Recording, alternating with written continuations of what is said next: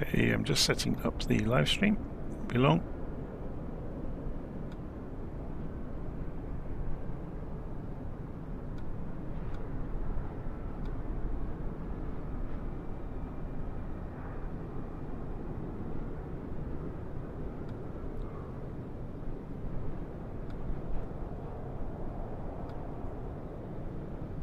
Okay, we're looking good. So I'm going to pull up the instructions for the Duke on the second screen here. So I want the turbine Duke startup. This is the turbine Duke, which is faster in a straight line. So obviously it'd be preferable to do a fairly quick flight. I say quick, it's still going to take a long time. So Maisie the dog says hi. Okay, so remove the control locks. So there we go. There's one of them, and there's the other one. Fuel selectors in the middle. Check that left engine is on forward, right engine is on forward. So I'm just having a quick look around the cockpit actually while we're here as well.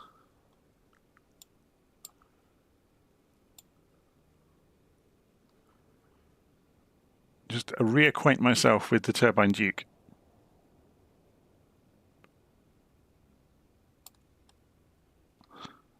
So fuel conditions can stay at the back for the moment, the throttles can stay at the back, the propellers can go all the way forward, but this will be part of the checklist anyway.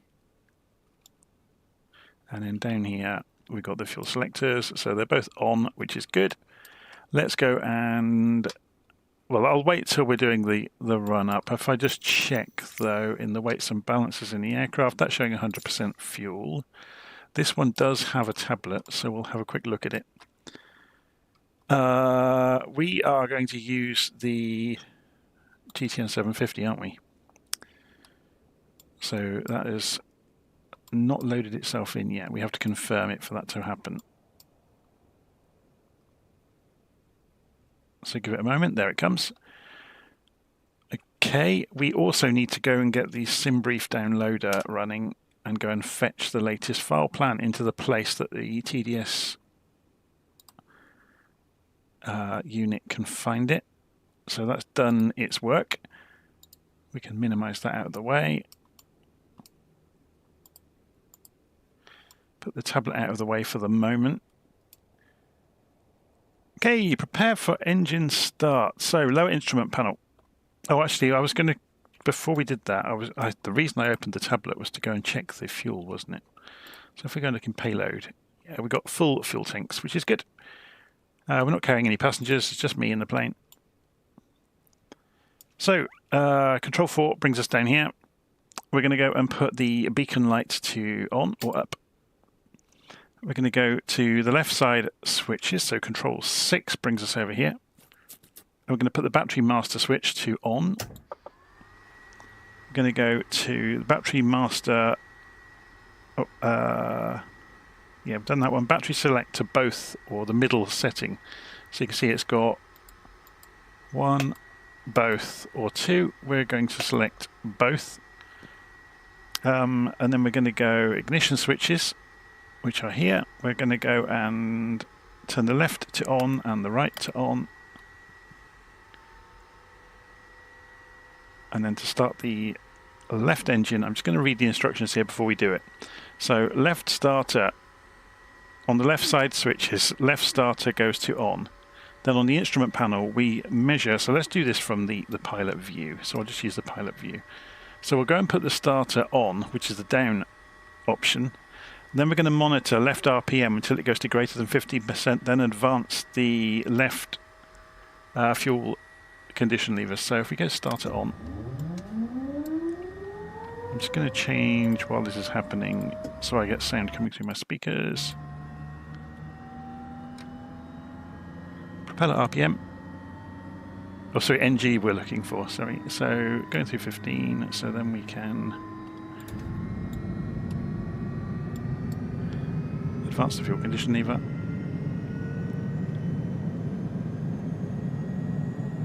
So at 50%, which is going to be there very shortly, 51, 52, we can switch this over to Gen. Wait for it to stabilize, and then we'll do the other engine.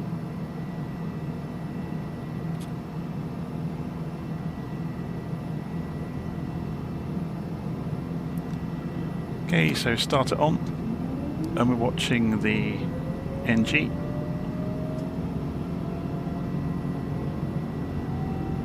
So wait for it to get 15.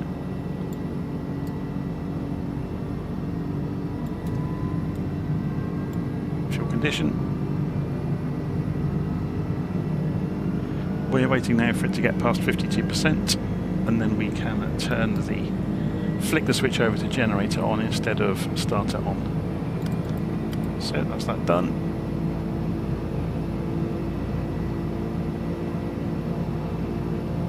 So post engine start, we go down to this side and we open the oil doors.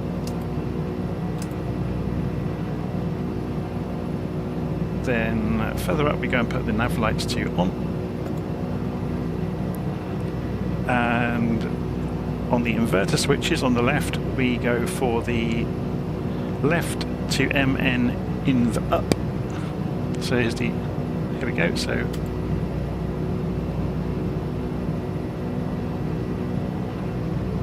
and then master right to master up. So that's the Avionics master power. So that's essentially generating the electricity for the Avionics and then switching them on. We can get rid of the warnings. Okay, so transponder. So let's go and have a look over at the radio stack. Just familiarise ourselves with what's here. So put that on standby for the moment. We can log into the GPS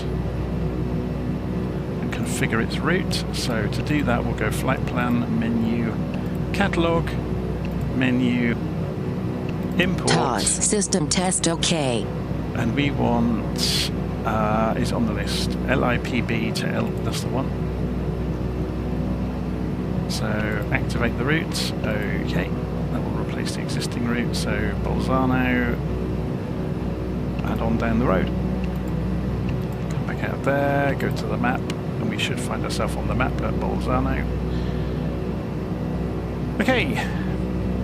So, weather radar, let's just check the condition of the aeroplane. So yeah, we're going to go and repair the engine before we get going. Obviously it's been damaged in the past. We'll refill the oxygen bottle, recharge the batteries, and put it back on normal mode on the radar. ADF, do we want ADF? I guess we can just leave it on, it's not going to hurt anything it being on, is it? And the cabin temperature, so at the lower right of the instrument panel, got cabin temperature down here and cabin pressure controls. So we'll put it on auto heat. Well, actually, is it a warm day? Let's go and check.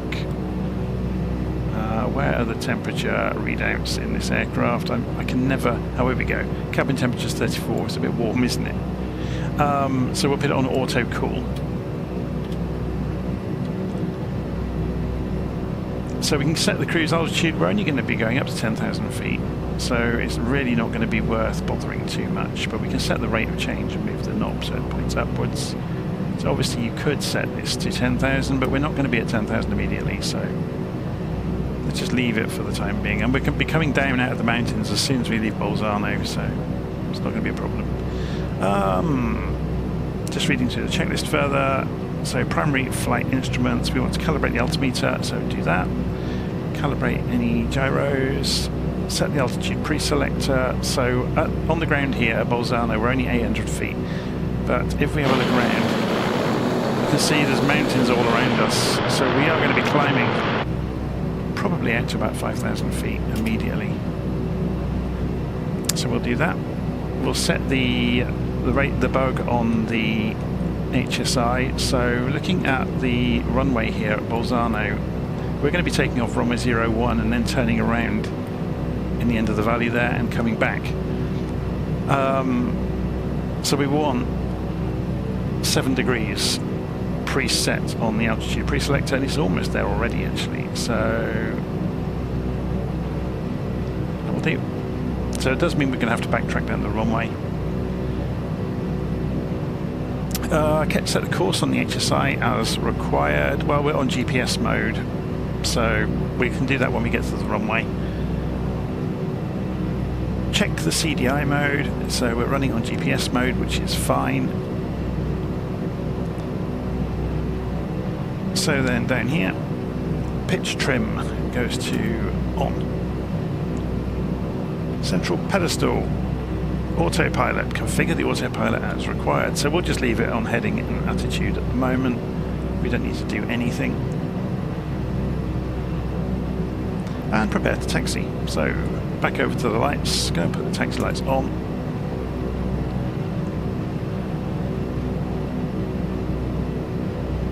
Okay, so first things first, let's come off the parking brake. Will the reversers work? Yes, they will. Always good to find that one out. So do we have an easy road to get to the end of the runway? No, we're going to be backtracking.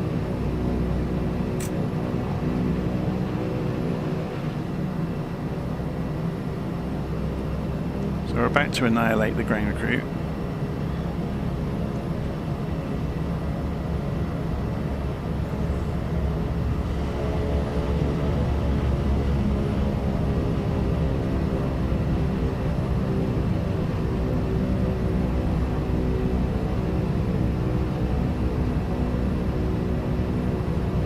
Gen is on.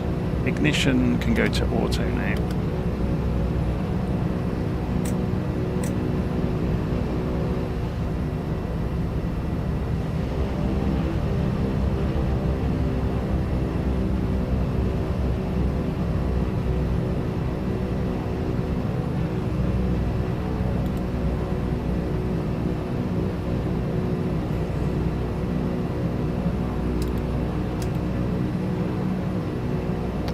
Pitot heat's on.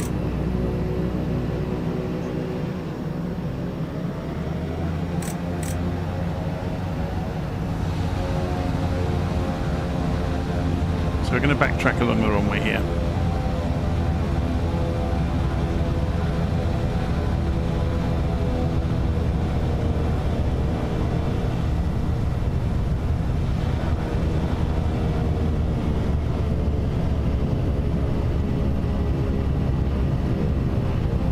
Temperature's come down a little bit in the cabin.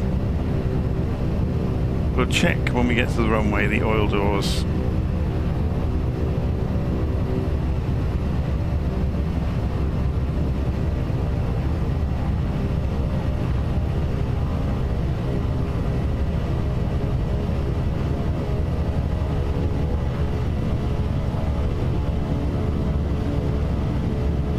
So this isn't Track IR I'm using a Tobii Eye Tracker, just reading the live stream comments there.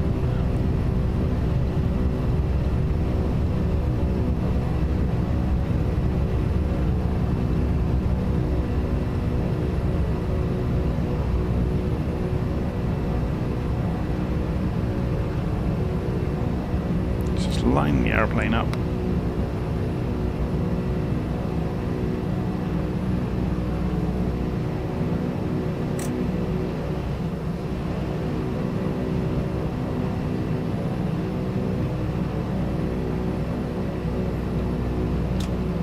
Parking brake on for a moment. First stage of flaps for takeoff. So calling's on medium.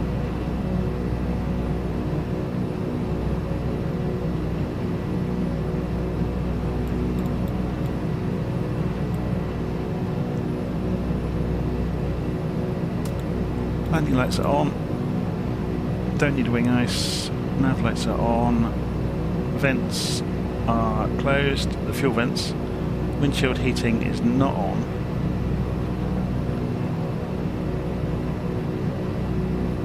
Don't need the propeller heating. Okay.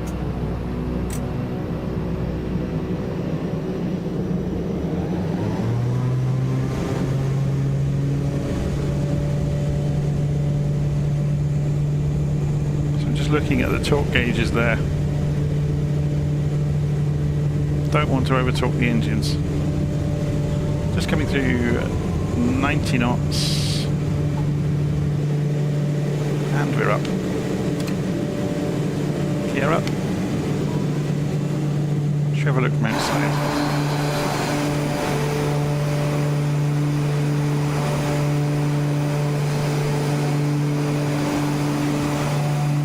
So if you remember, we want to do a U-turn. So there is a bit of a valley here with a low hill over there. We'll be high enough by the time we get there. So let's raise the flaps now as we accelerate out. I'm aware we're running the propellers at maximum RPM at the moment. So we will slow them down, but we're going to continue to climb with them at maximum RPM.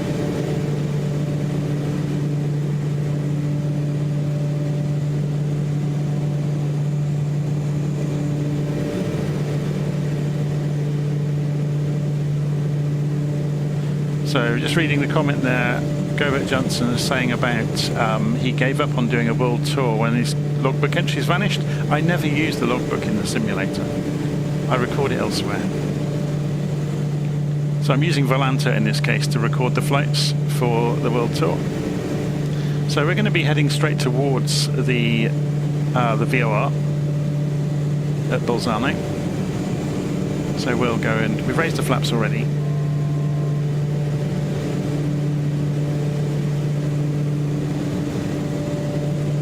So autopilot is on.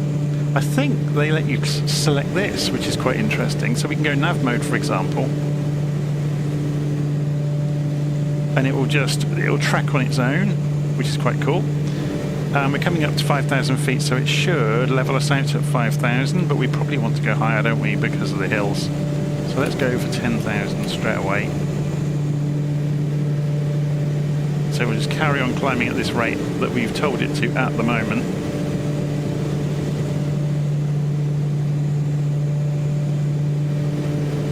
So let's go and get the propellers under control. I'm going to turn head tracking off to do this because it's a so-and-so for drifting when you want to do things that are pixel perfect.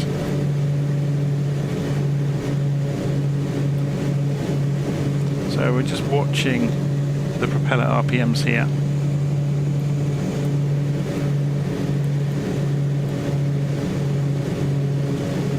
And the torque. Obviously, as we increase in altitude, the torque becomes less of an issue.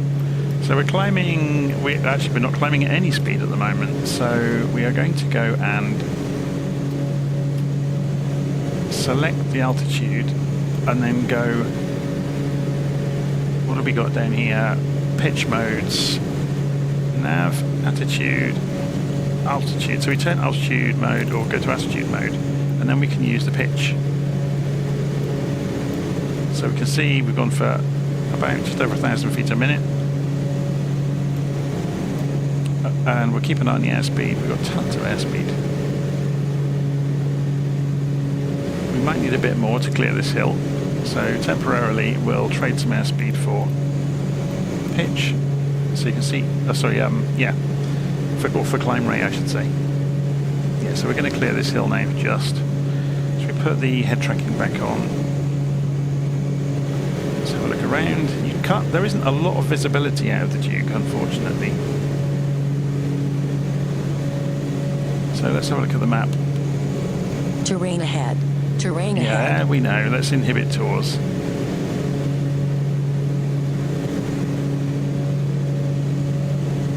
$500. So we are flying pretty much a straight line over these mountains. So we're going to need to clear these. We'll clear this one. I think we'll be fine.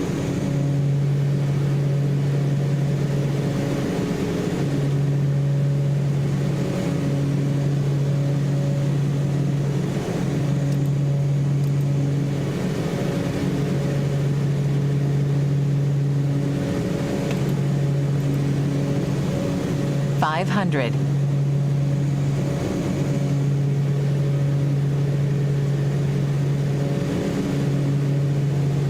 So let's see how we do. If we are looking to get too close to this hill or mountain, we'll have to take avoiding action and go to heading mode maybe. So let's just prepare that just in time.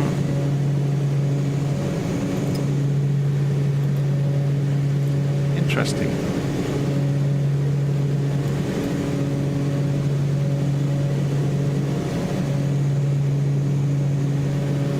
So that's our actual course according to the GPS. I'm just lining it up with the actual direction we're going to to make it obvious. So where's the... Okay, that's the... So where's the heading bug? Or to look where we're going, really. 500. Yeah, we just missed it.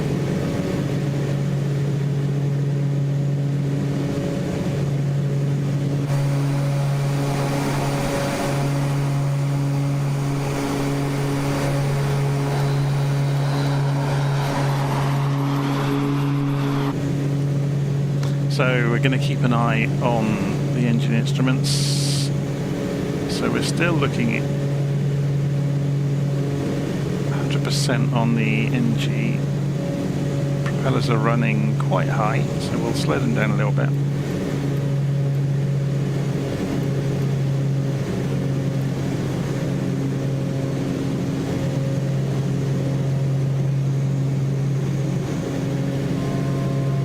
Thousand feet to go. We're getting altitude alert because of that.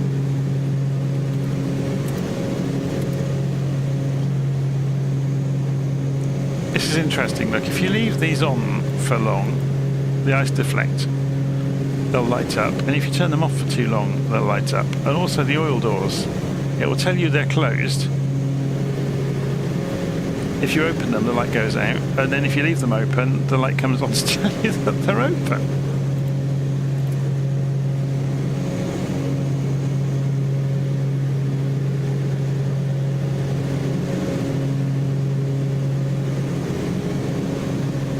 Yeah, we've got to go through that ridge line in the distance, and this is where you can get a false sense of security. If you look at the altitude plot, it looks like we're going to be fine. So if I put in 10,000 feet, oh, not 1,000, 10,000. If we go and make this altitude plot a bit bigger, it looks like we're going to be fine. But that's not taking into account that we could be going through a dip. So that's only exactly on this line.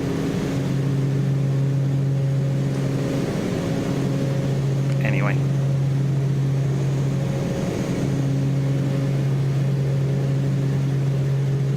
So we're doing about 185 knots at the moment. Could push on a little bit with the throttles. So I'm just easing them forwards. You can see them. Needles coming up to the red lines nearly, and you should see hopefully the speed increase, and we'll just keep an eye on this line of hills as we get closer to it.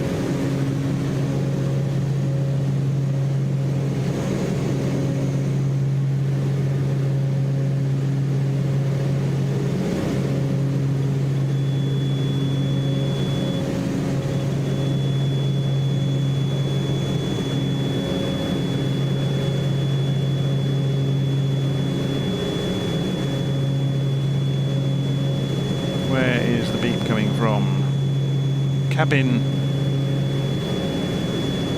diff.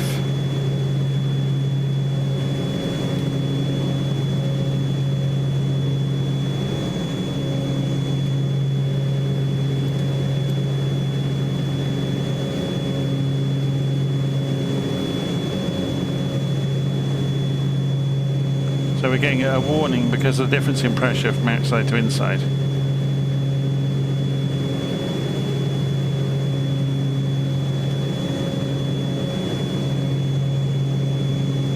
So we're getting cold, so we're going to put auto heat on.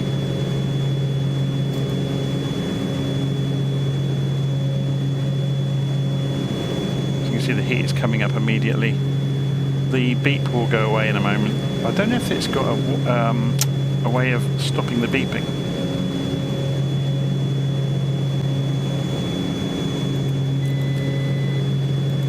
That was the autopilot, wasn't it? Oh no, yep, it was the autopilot. Anyway, we'll keep an eye on these hills just until we get past. I'm hoping the beep will go away in a moment, hopefully. Is there a master cancel button somewhere?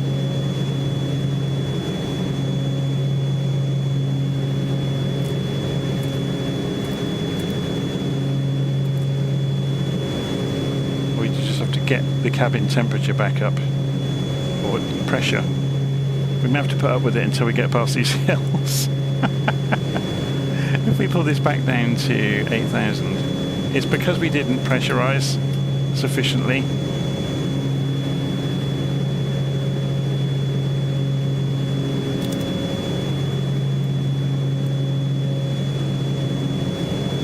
So coming back down to 8,000.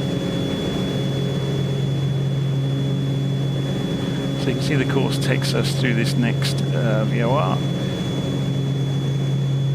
I didn't put the transponder on, did I? I missed a few things actually. Did I turn the landing lights back off? I've still got them on, haven't I? Yeah.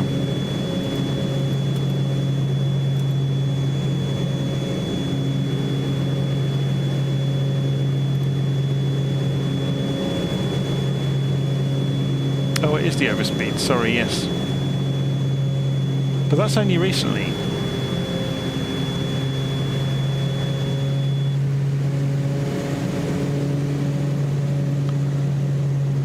It's a shame you can't cancel it. We were only just over the speed.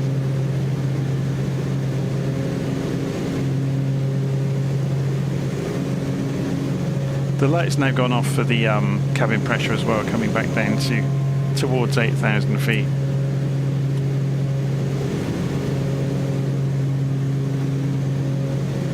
Isn't it funny though, the number of things that can happen in a complicated aeroplane? And it's like it's doing it again. We're not even anywhere near the overspeed warning, or the the limit. And look at that speed drop off. I didn't pull the throttles back. Oh, I suppose I did pull the torque off quite a lot.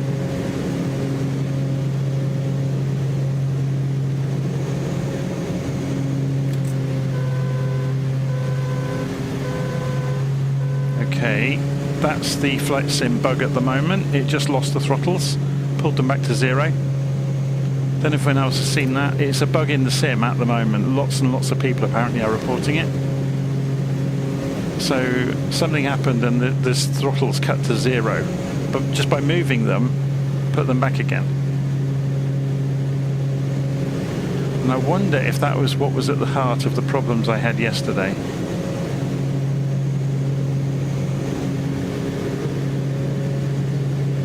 So I'm going to ease the power back up and try to stay just under 200 knots if we can.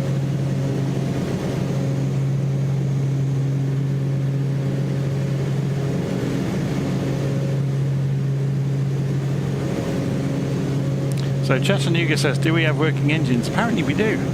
But we just had the bug where the throttle's cut to 0. So yeah, we're having to keep an eye on the aeroplane the entire time, which is not fun. We keep getting these oil door closed. They're really just telling you. They're not warning. And there we go, look, overspeed again.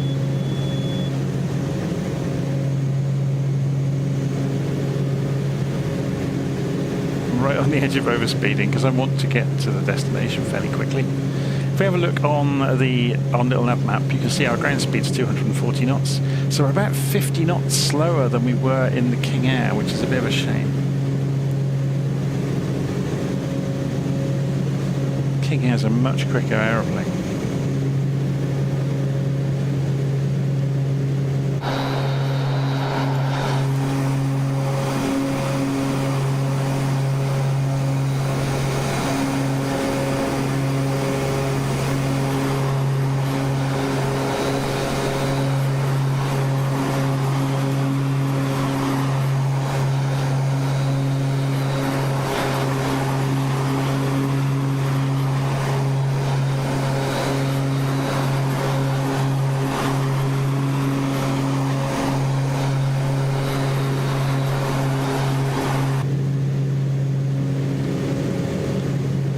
Okay, so just keep an eye on it. So ice is off, oil doors are closed. It should be quite happy. We obviously exceeded torque briefly earlier.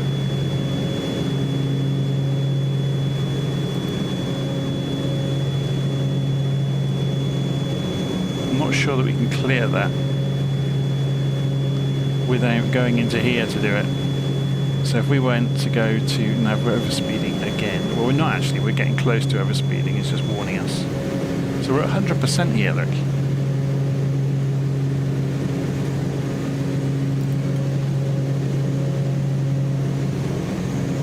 We have no failures. Can we, let me just turn head tracking off. Can we make this stop complaining?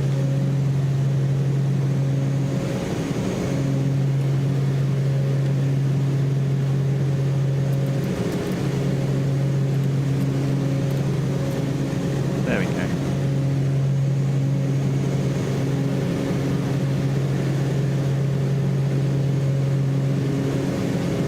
So we can drop down now to a sensible altitude. So down to say 6,000 feet. So at least see some features on the ground.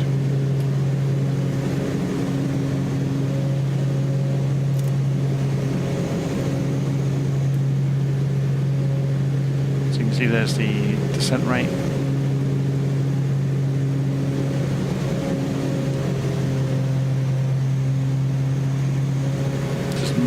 Moderating the power to control airspeed on the descent.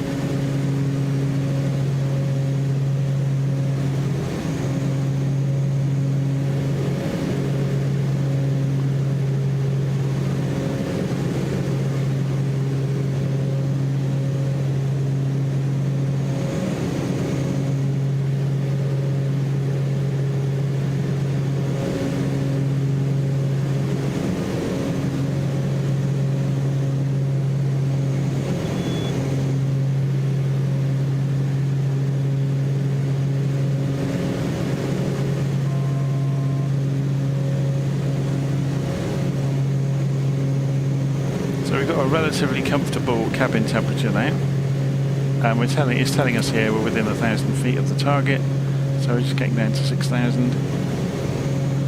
Okay, got a message. Yeah, it's just giving the usual airspace alerts. Let's go and put this back on radio. Radar.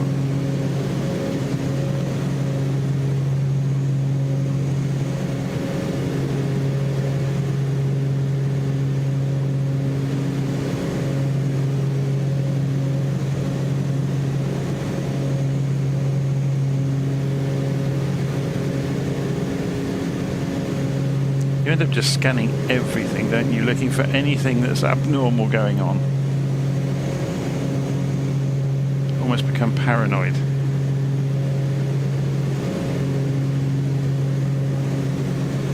So we are approaching the next turning point.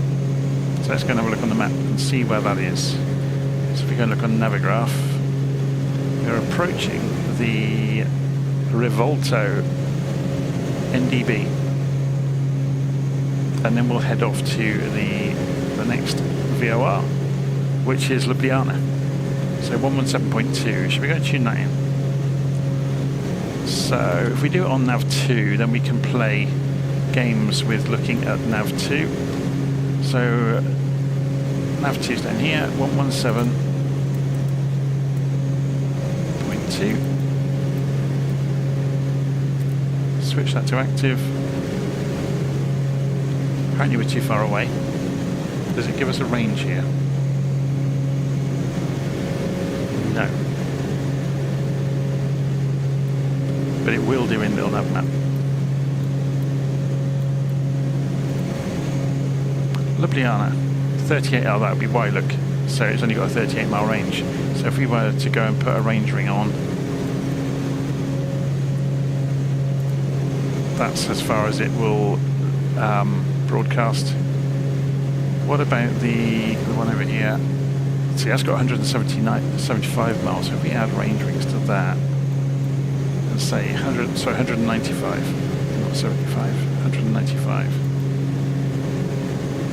So that will be able to see us already. 11370. Let's go and do that. So we'll put it in as the secondary frequency. What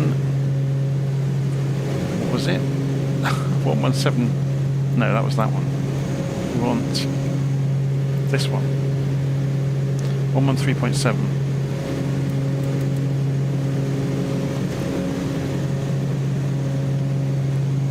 And it hasn't picked it up yet.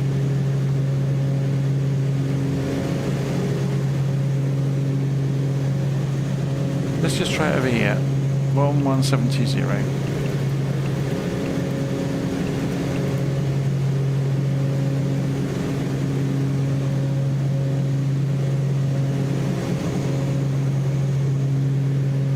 That's interesting. So even though it has a maximum range, you know, enormously further than we are away, we're still not picking it up. And that's because the black square aeroplanes model signal degradation. So you'd have to have perfect conditions to see them. I might need to be a lot higher in the sky to get them, to be honest.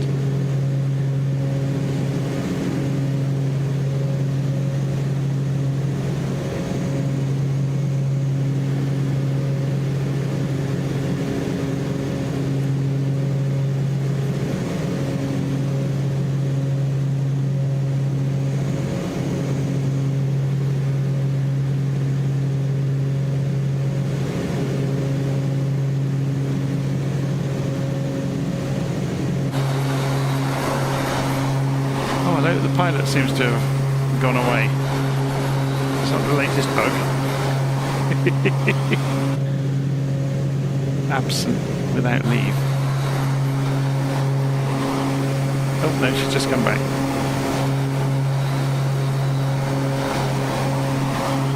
So we're crossing over a river. Should go and find out what that river is. It's the Tagliamento. Starts up in the mountains, follows round all the way through Caprizi. It's a long river, isn't it? And it carries on up here. So the source is going to be way further up in the mountains, I guess. Interesting. So we should be making the turn, and we are.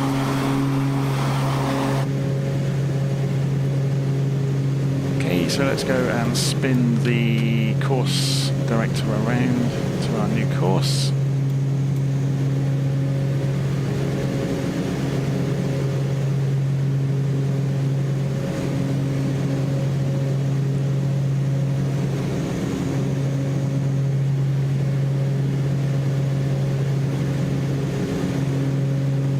Hopefully the aeroplane is going to behave itself this time and we won't fall out of the sky.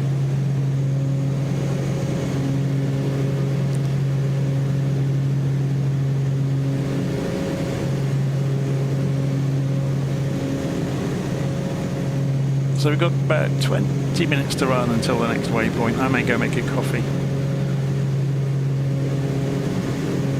The aeroplane seems to be quite happy chugging along.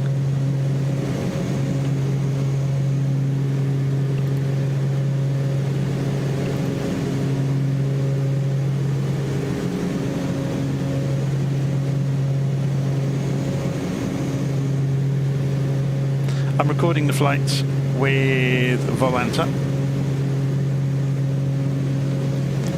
We have another notification, so we're just adding friends in Volanta as we go.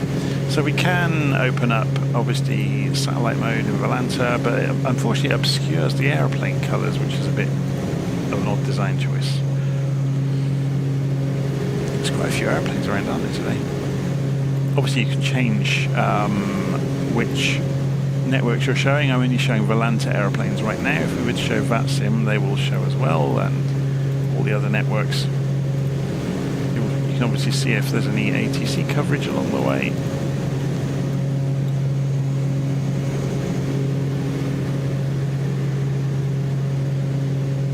Should we give it a flight? So JB World 003, wasn't it? Or 03. I think the other ones are 01, 02.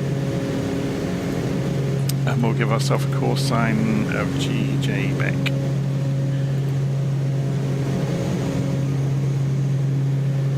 Okay, so we just made the turn at Rivolto and we're on our way to Ljubljana.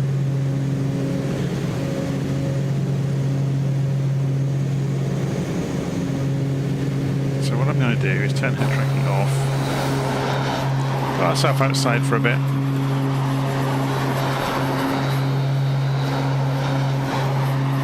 Let's have a look at the altitude track. So we should be good nearly all the way, so until we get the next, a couple of hours time basically. What I might do is turn the volume down for you though, so it's not so screaming away at you.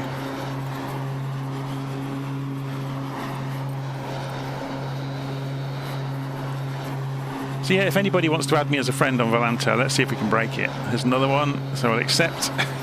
I'm John Beckett on Volanta, so feel free to add me. If I go in here and make I've got a party running at the moment actually, so I can invite people in if they want to come in. So for example, this new guy, Thompson, that's just joined me as a friend. I've invited him into party mode. So this is a new feature for Volanta where you get like a party popper appears in the side panel, and anyone that joins a party can then write in here. Also, they can see the drawings on Volanta, so I can use drawing mode in party mode, so we can say we're going here next, for example. And you can draw whatever you want on the map, whatever would make sense to illustrate a route. And the great thing about that is it understands that it's 3D.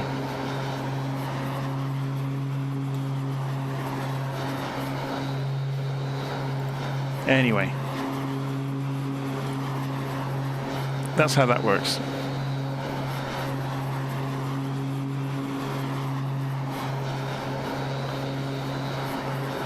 Should we have a little look at the aeroplane? It's a very nicely built aeroplane, isn't it?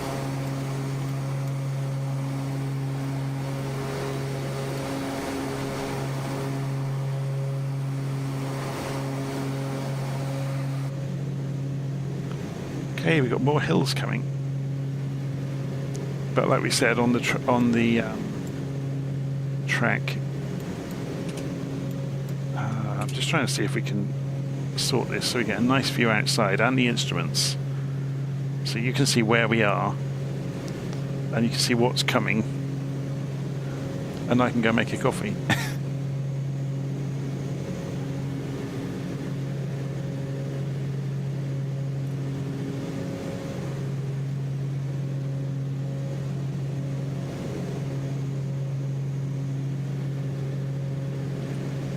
So the next waypoint will be the Ljubljana VOR, LBL or Lima Bravo Lima, then on to the Zagreb VOR,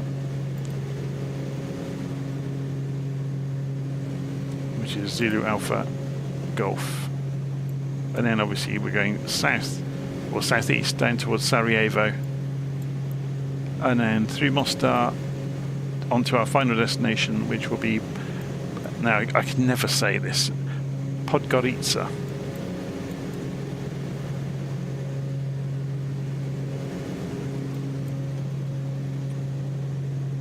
Okay, so I'm going to go and grab a quick coffee. I'll leave this with the view of the oncoming hills. See you in a minute.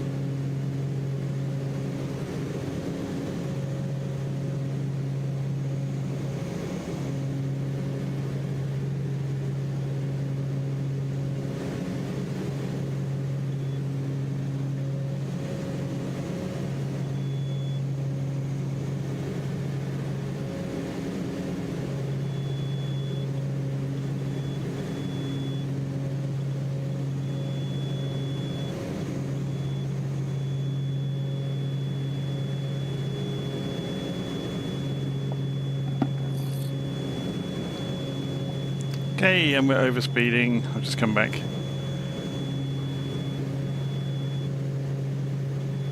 It's right on a knife edge, isn't it, between overspeeding and not, so I'll leave it where it is at the moment.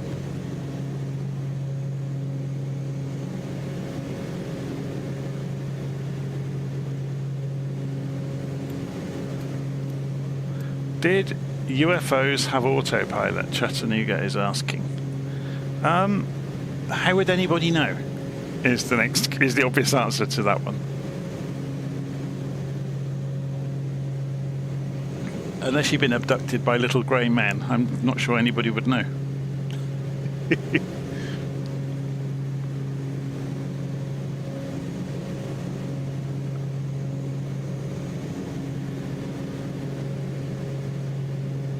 You would imagine any civilization sufficiently advanced to get here from the stars would have all manner of navigation tools that we may not even understand.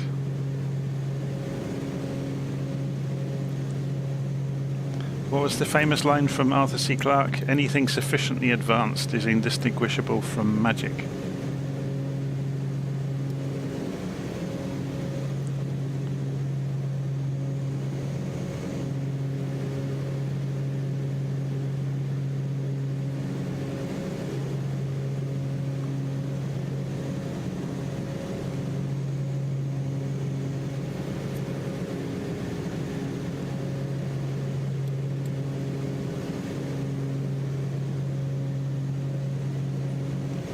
Okay, so we're just going to let the airplane keep trucking along just above the height of the peaks.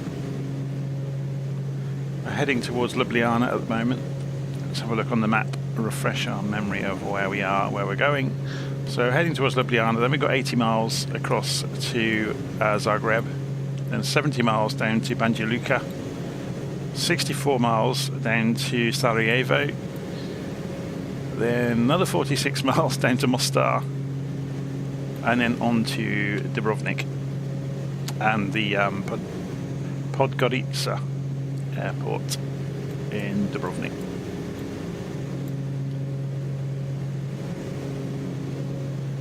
The maps are something else, aren't they, these days? I love on the VFR maps in Navigraph, they've got the patterns for the circuits. They're very good.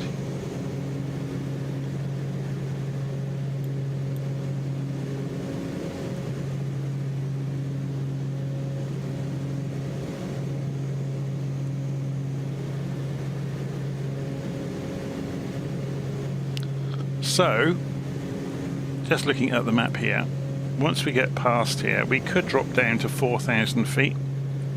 So should we start the process of doing that, just to give ourselves something to do, but maybe not just yet, hey, because we've got these hills in the way. And notice what I said, our track probably just misses that hill. So you can easily get a false sense of security that 500 yards either way, these peaks could be at the same altitude as us, or very near anyway. Certainly to the right of us, look.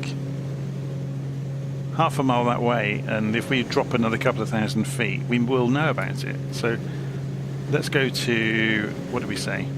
4,000 is the minimum advisable. So let me go to attitude mode and set the pitch rate to descend. Keep an eye on the indicated airspeed as we descend. So, oh no, I managed to go up. In the classic sense of doing exactly the opposite of what was meant. There we go. So we're dropping at 2,000 feet a minute now.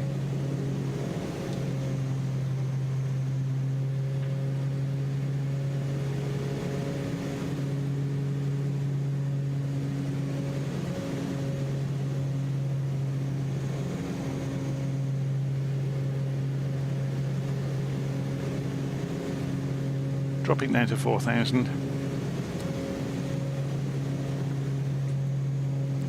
if we go and scoot across the cockpit, we'll be able to see this hill go by, or we would if the engine nacelle wasn't in our way.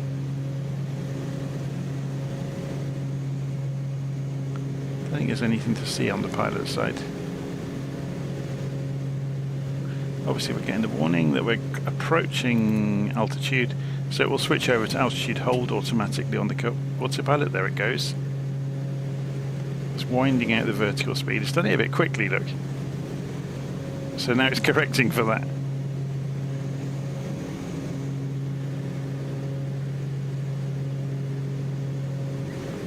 So, shall we do some VOR navigation for a bit, just to see how that works? So at the moment we're going for Ljubljana, and if you remember looking at the map, let's do it on Navigraph just to make a change.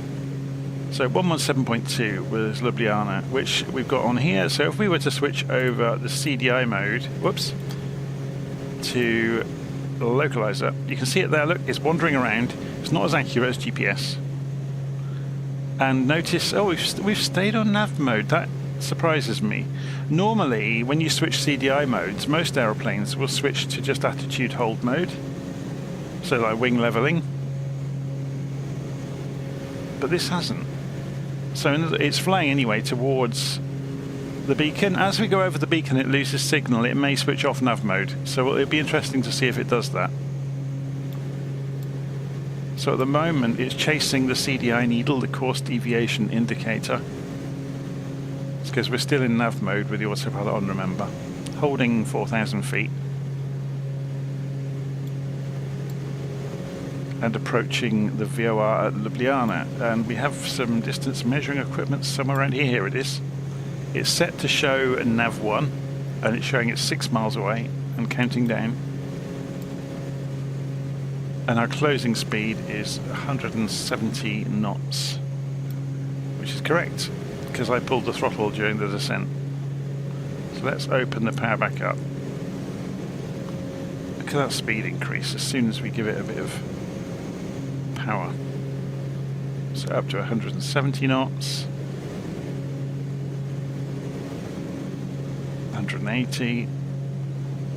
Of course, actual true speed or ground speed is 195 already, so it's showing, you know, about 10 more even at this altitude than the indicated. So let's pull those throttles back a tiny bit.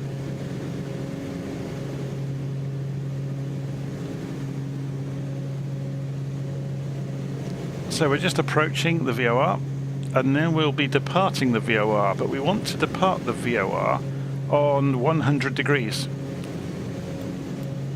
So we could do that now.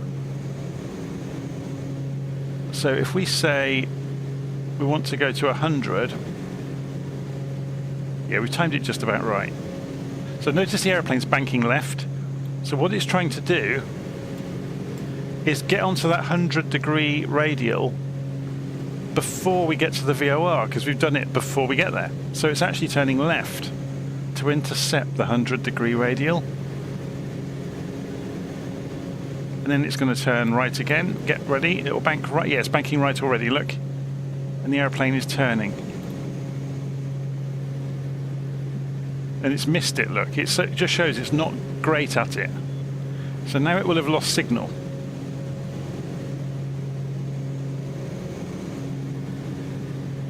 So it's still on nav mode, but notice how poor it is. Here comes the CDI, look, it's now showing from. It's got the signal back. And it's hit it at an angle, so it's now going to fishtail, trying to get back onto a steady track. They're not very intelligent, let's put it that way.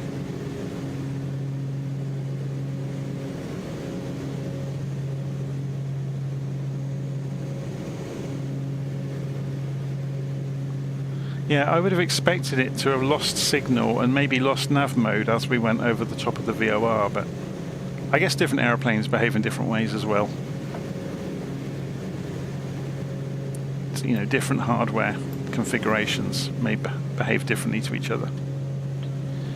So we're flying on a from radial now, 100 degrees from the Ljubljana VOR. So we could go and tune in the next one, which is Zagreb, 11370. So if we go and put that in standby, 11370. And if we just enter that for the moment, it will stay on standby. We'll go and put it on nav 2, 11370. Oh, it's already on nav 2. So if we... Oh, this was the one that we said didn't have a great range. Oh no, this was the one that had a big range. 195 miles, but why aren't we picking it up? Unless that isn't nav 2, of course. Maybe it isn't. Let's try it. So we'll go and set the heading. There's no heading bug marker, is there? There's the marker for it. But how do you change it? It's some... Oh, is it down here? No. Where is the heading controller? I remember this about this unit now.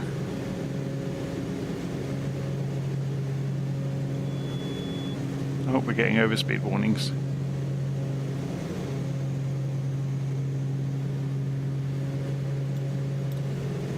So these are autopilot controls.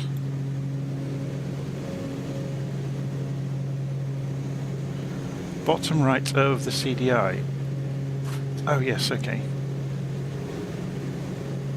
Yeah, because if you push it, then you rotate the entire CDI to align the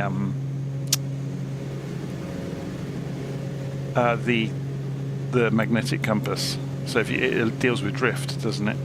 Okay, so what we're going to do is put ourselves on heading mode to begin with.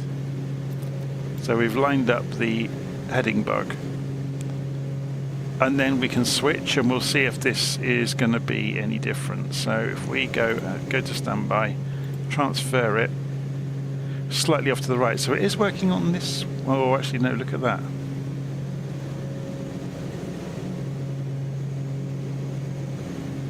No, it isn't working. I wonder if they've decommissioned it, maybe. That's a shame. Let's go back to GPS anyway. So now we're back on GPS mode. We can switch back to nav mode on the autopilot. We can click on these, by the way. So in the real aeroplane, you can't press these, I don't think. But in the simulator, they've given you a bit of a shortcut that you can.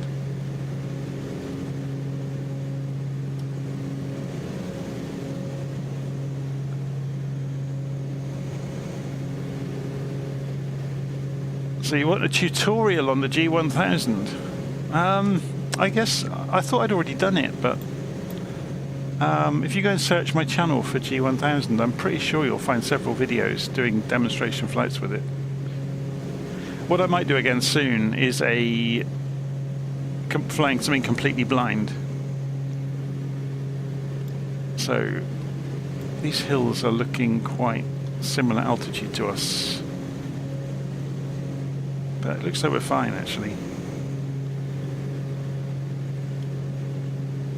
So we could potentially descend further down to 2,000 feet once we get past this the next line of hills.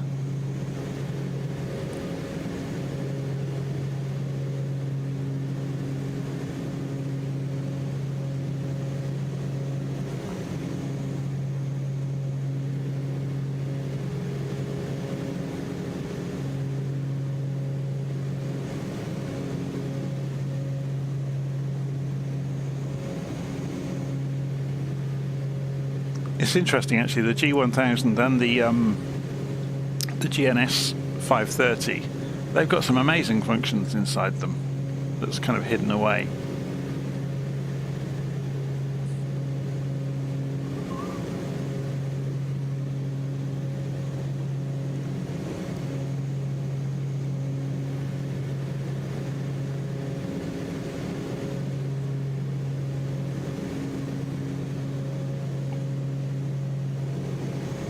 The real trick this has got in common with the other black square aeroplanes, it's got a KNS-81 flight computer, so we can do virtual approaches. So, for example, I think,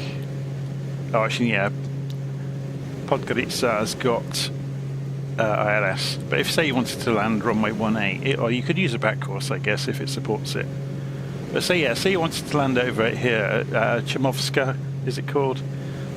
You could arrange using the Podgorica VOR and make a pretend localizer for that airfield.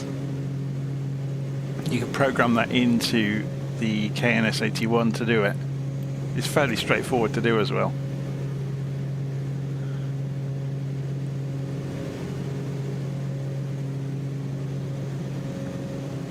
Let's have a look at the engine and see. 100%, that's looking good.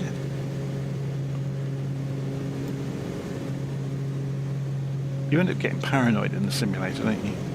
Or I do. Looking for things that are going wrong that haven't gone wrong. Let's just leave the view there. So you can see the Zagreb VOR coming on the TDS screen.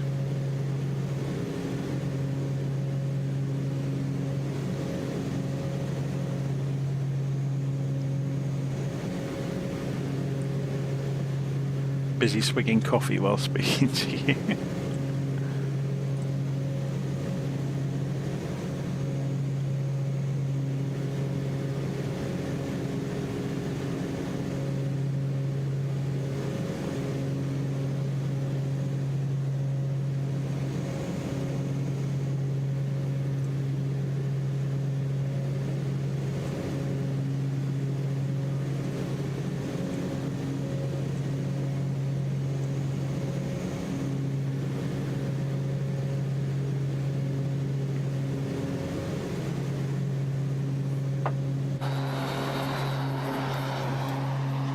How close are we going to get to this hill then, do you think? I think it looks closer than it will be when we get there.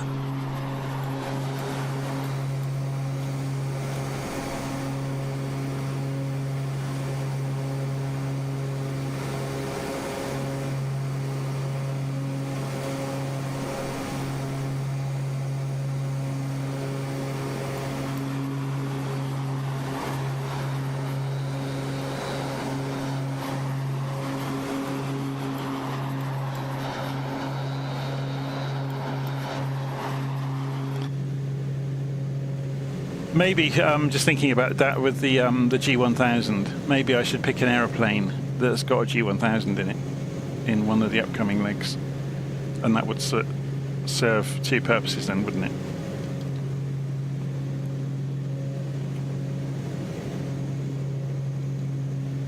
There we go.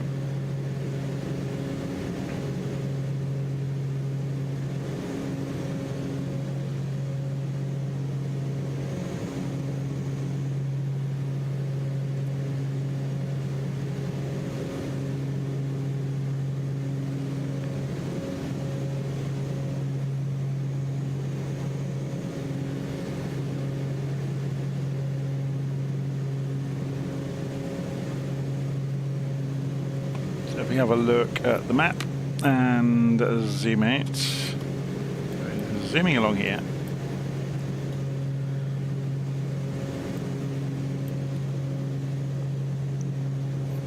En route to Zagreb, about 50 miles away.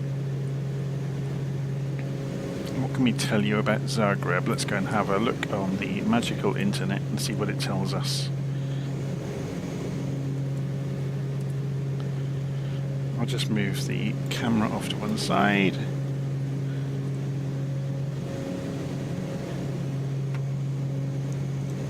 So, the wonders of Wikipedia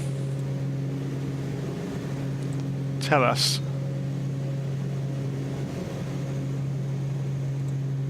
lots and lots and lots about Zagreb. So hang on 2 seconds, just wait for it to load. Zagreb is capital and largest city of Croatia. It's in the north of the country along the Sava River at the southern slopes of the Medvednica mountain. Zagreb stands near the international border between Croatia and Slovenia at an elevation of approximately 158 meters. Population of Zagreb itself is slightly above 1 million people. So Zagreb is a city with a rich history dating from Roman times. The oldest settlement in the vicinity of the city was the Roman Andotonia in today's Sarajevo. Never heard of that place. Anyway, the historical name The historical record of the name Zagreb dates from 1134 in reference to the foundation of the settlement of Capitol in 1094. Zagreb became a free royal city in 1242. In 1851, Janko Kamauf became Zagreb's first mayor.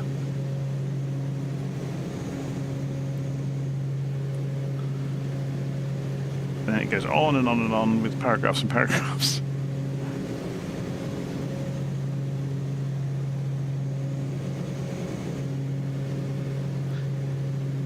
So yeah, here we go. The potted history then. The oldest known settlement located near present-day Zagreb, the Roman town of Andartonia, now as Skitajevo, existed between the 1st and the 5th centuries AD. And apologies if I'm mangling pronunciations. The first recorded appearance of the name Zagreb dates from 1094, at which time the city existed as two different city centres. The smaller eastern Capitol, inhabited mainly by clergy, and housing Zagreb Cathedral, and the larger western Gradec, inhabited mainly by craftsmen and merchants. In 1851, the Ban of Croatia, Josip Jelačić, united Gradec and Capitol, the name of the main city square. Ban Jelačić Square honours him. While Croatia formed part of Yugoslavia from 1918 to 1991, Zagreb remained an important economic centre of that country and was the second largest city. After Croatia declared independence from Yugoslavia in 1991, the Parliament of the Republic of Croatia proclaimed Zagreb as the capital of the Republic of Croatia.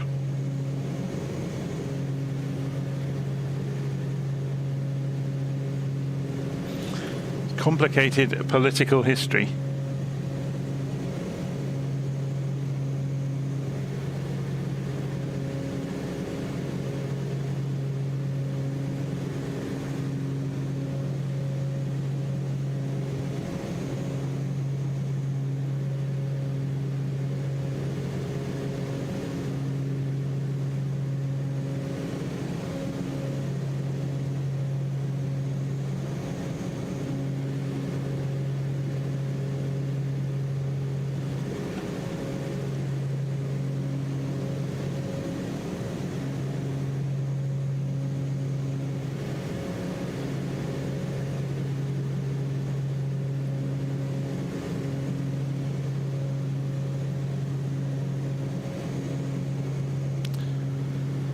So what else does it tell us here about tourism in Zagreb? Zagreb is an important tourist centre, not only in terms of passengers travelling from the rest of Europe to the Adriatic Sea, but also as a travel destination itself. Since the end of the war, it has attracted close to 1 million visitors annually, mainly from Austria, Germany and Italy.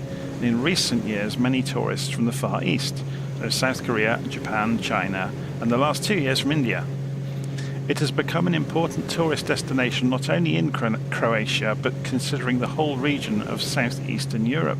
There are many interesting sites and happenings for tourists to attend in Zagreb. For example, the two statues of St. George, one at the Republic of Croatia Square, the other at the Stone Gate, where the image of the Virgin Mary is said to be the only thing that did not burn in the 17th century fire. Also, there is an art installation starting in the Bogovicheva Street called Nine Views. Zagreb is also famous for its award-winning Christmas market that has been named the one in Europe for the... That's a strange way to write that. That has been named the one in Europe for 3 years in a row. Very strange.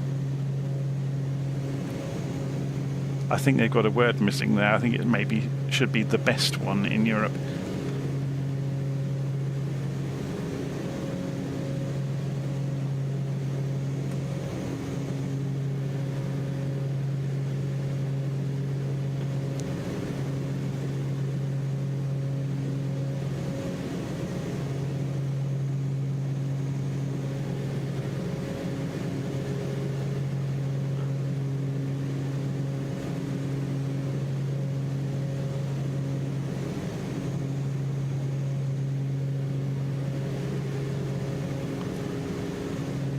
Hey, let's have a look on the map, see where we are.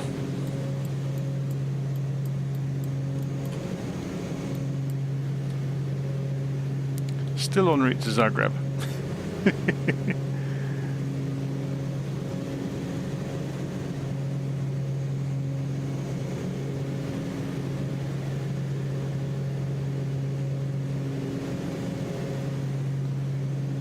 So Zagreb has been and is hosting some of the most popular mainstream artists in music. So the roll call of people that have played there is Queen, the Rolling Stones, U2, Guns N' Roses, Eric Clapton, Deep Purple, Bob Dylan, David Bowie, Elton John, Roger Waters, Depeche Mode, The Prodigy, Beyonce, Lady Gaga, Britney Spears, Justin Bieber, Shakira, Nick Cave, Jamiroquai, George Michael, Sade, Sting, Rod Stewart, Eros Ramazzotti, Manu Chao, Massive Attack, Andrea Bocelli, Metallica, 50 Cent, Snoop Dogg, Duran Duran, and it goes on and on. Zagreb is also the home of the In Music Festival, one of the biggest open-air festivals in Croatia, which is held every year, usually at the end of June.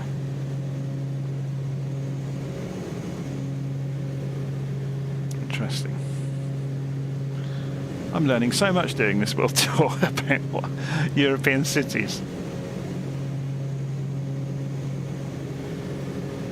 I'm not going to read all of this. The Wikipedia page for Zagreb goes on and on. It is essentially a book. Somebody has put a lot of effort into helping populate this.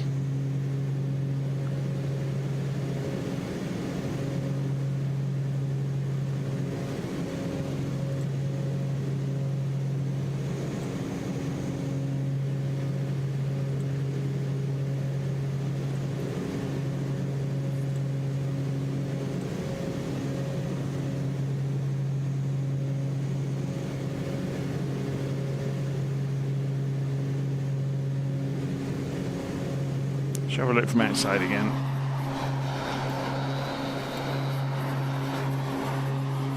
Oh, we have some custom scenery over there, look.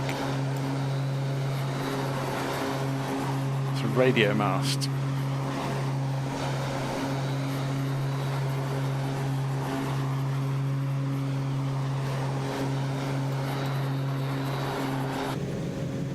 So remember we said we should be able to, once we get past these hills, drop down to 2,000 feet. Let's just check that on LittleNavMap. Yeah, so it's looking good. So we'll drop this down now to 2,000 feet for the next little while. So we'll go to attitude, hold mode, and go for pitch down. And we'll see about coming down at about 1,000 feet a minute. The airspeed isn't increasing too quickly, so we may get away with just leaving it on the amount of power we're using at the moment. So let's go and have a look at fuel and see how we are doing.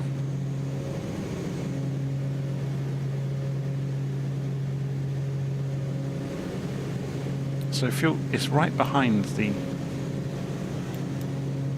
yoke. So we've got about 3/4 of a tank left, both sides. Doing slightly better on left than right, which is interesting.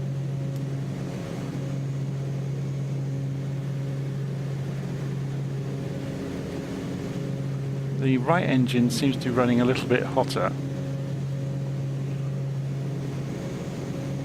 but that would be because it's got a tiny bit more torque going on. So let's see if we can balance that out.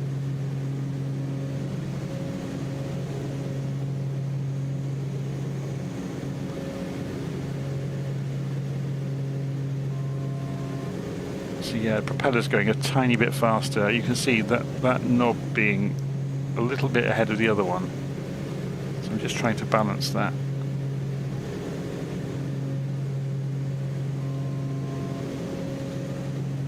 Okay, we're just coming down towards 2,000 feet. We're within 1,000 feet of it. Let's have a look outside.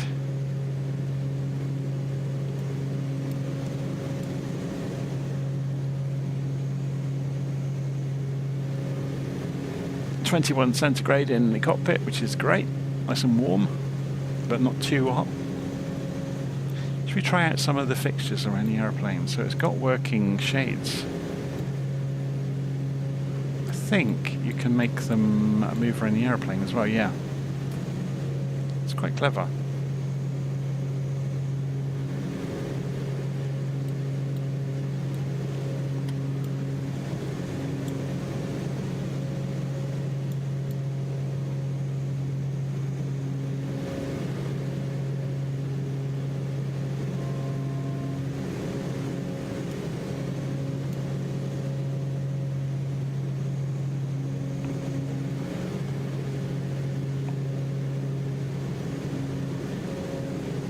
Okay, so distance measuring equipment is telling us we are 5.3 miles away.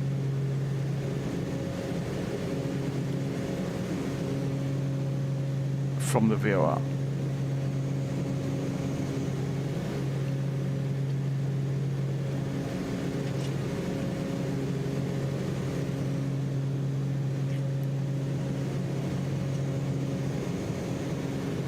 So the next VOR will be the Banjaluka VOR.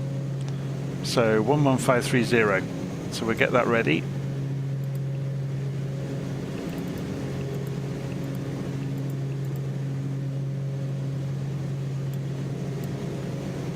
And we'll also put it on nav 2.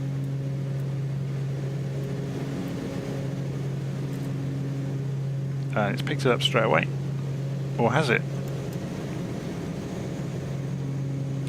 What range does the Banjaluka VOR have?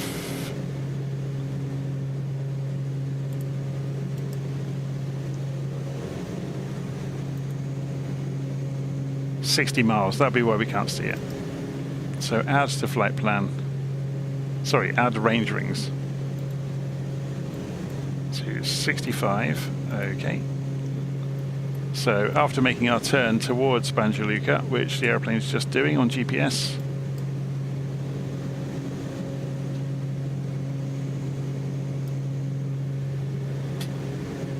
we should see nav2 pick up the signal after a few more miles.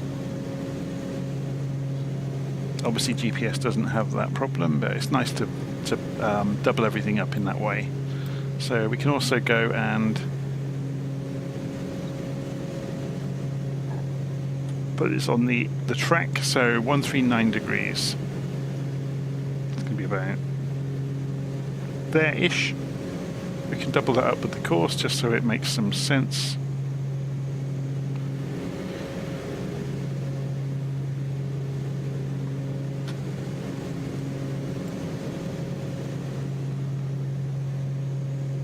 So you can see we haven't got a signal yet for distance measuring. It won't do for another 5 or 10 miles and then it will suddenly light up.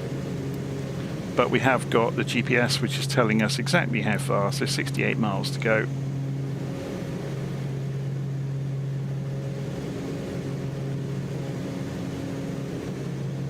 Making good progress.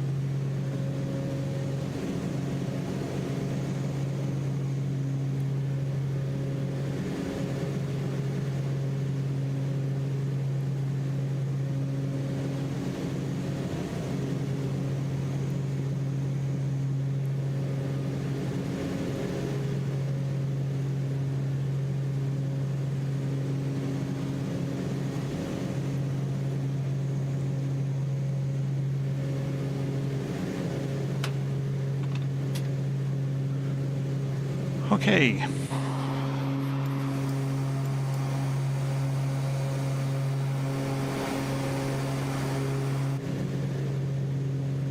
So we're still not picking up distance measuring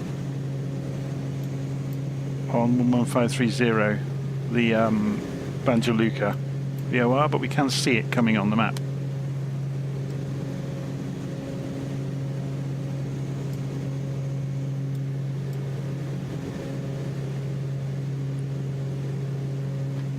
So this is saying it's now 60 miles away. The official range of Banja Luka is 60 miles.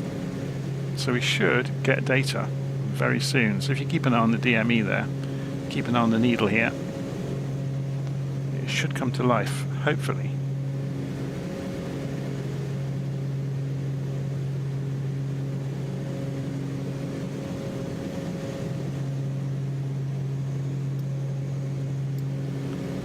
But yeah, as I was mentioning earlier, I think some point soon I'll do an example video with zero visibility and without the aeroplane on the map, so we have to figure things out. I think it's always a really good exercise to do. So there's a comment in the live stream chat. What plane was I flying for the last leg when I had the engine failure? It was the Black Square King Air, the King Air 350. I went off to make a coffee, came back, and the left engine had lost power. Now, it could be there was a glitch in the game or in the controls, who knows. But yeah, it was interesting that the left engine had lost power, but there were no lights on the annunciation panel or warning panel. And I looked in the failures of in the Black Square aeroplanes, the weather radar shows failures in its nav section. So if you go and look over here, for example, if you go to nav and then go to log, you can see any failures that are happening, and there weren't any.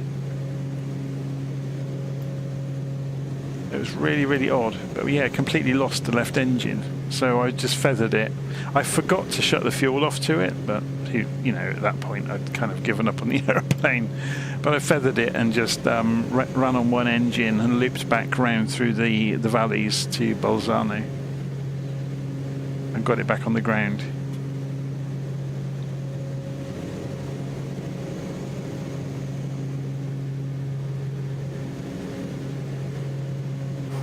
Okay, let's put this on the outside view.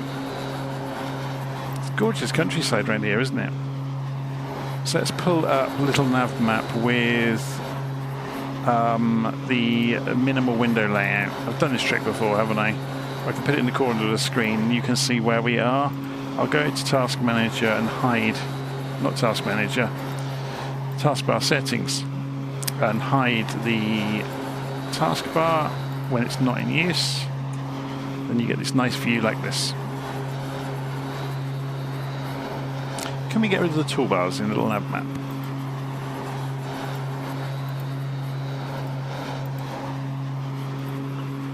That's better.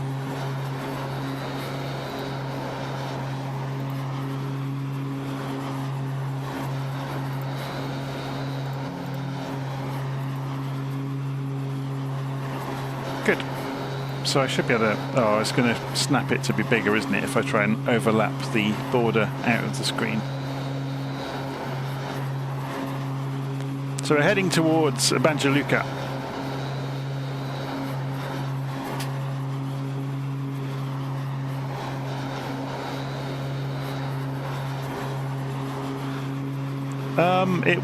Just reading the live stream comment there about Windows Power Management, it certainly wasn't that, because it's the same unit that had the other throttle on it, and nothing happened to the other throttle. And yes, I understand what you're saying. The USB device, it could be that a joystick obviously internally has many devices. I don't think that was the cause. It's a good shout though. It's, you know, there's possibilities there.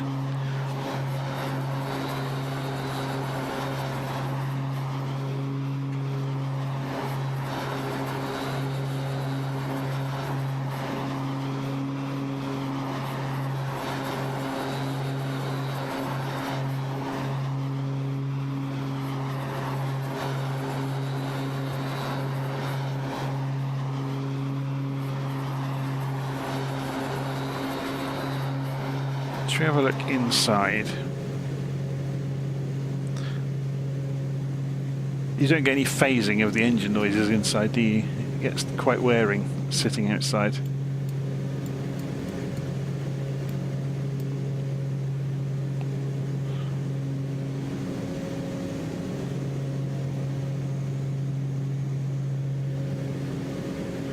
I have to admit, since the Duke came out, I've hardly flown it. I don't know why, because it's a lovely aeroplane. I just haven't had the cause to, I suppose. So over the next few legs of this round the world trip, I guess we could do some planning, couldn't we, while we're doing this? Because this is all programmed in into LittleNavMap. So if I just save this, save the flight plan, and we could have a think about where we go from Podgorica. So if we go from here, where would we go next? So sticking to kind of the same sort of distance, so it's as the crow flies. We've just covered, or this entire route. Although saying that this isn't where we originally started. We started up in Germany, didn't we? Up here somewhere. So about 500 miles then. So if we go and draw a circle on the destination here of 500 miles, so we want somewhere in that region. So if I do that, let's be crafty about this. Add range rings. So we'll put 450 and we'll put 550.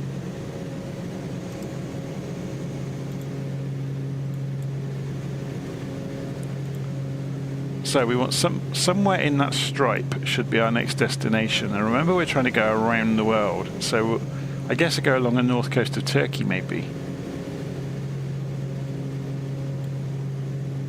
So if we were to follow, when we come out of here, the VORs. So if we say File, New Flight Plan.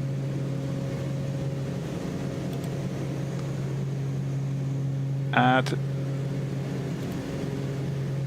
Podgorica as the departure. And then I guess we want to try and visit as many countries as we can as well, though, on route.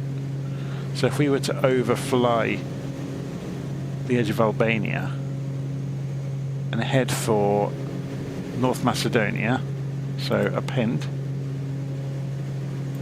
the Cinco VOR,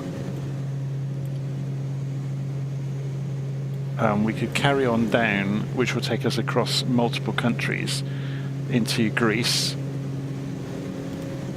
So append the Kavala VOR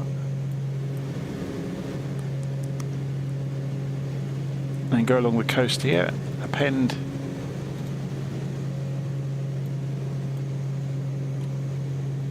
makes it quite straightforward, doesn't it? So going towards Istanbul, which would be quite cool. I guess it would make sense to fly right over the top of Istanbul so he gets to see the city. So append, we might do a bit of a detour. And then we're getting into the region where we need to look for an airfield to land that's vaguely en route. And something maybe that's not too big. We don't really want to do international airports because they're a bit boring. Yeah, these are... Oh, that's an airbase though. Are there any smaller airfields around? That looks interesting. So append.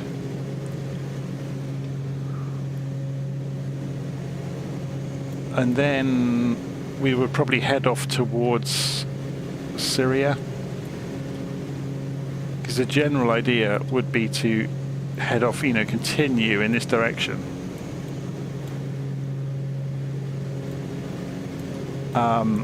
down as far as Papua New Guinea, and we could go as far as Brisbane, I guess.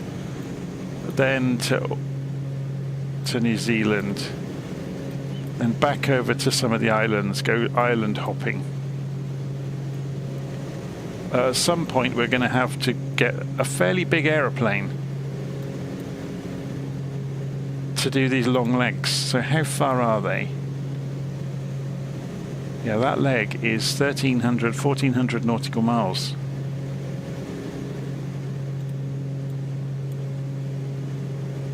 There's another one here, look.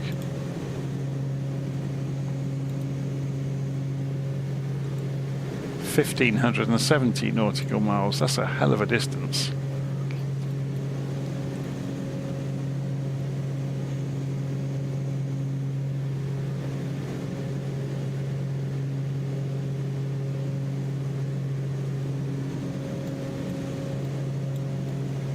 Yeah, the basic idea though will be to continue down this way to cross through as many countries as we can on the way. But obviously, yeah, so the next leg is looking like starting out from Montenegro, overflowing Albania, Kosovo, North Macedonia, the corner of Bulgaria, top corner of Greece, go along the coast there. It's going to be interesting, isn't it? And then obviously into Turkey. Turkey's an enormous country. So we could head south across Turkey, I guess, to get to Cyprus, and then Lebanon, Syria, Iraq, Kuwait, Iran, or we can fit more in by continuing down the coast here, so Saudi Arabia, Qatar, UAE, Oman, maybe back over to the mainland then to go for Pakistan and India. India, as again, is enormous. We could head more north in that direction, I guess, to go over to Nepal and visit the Himalayas,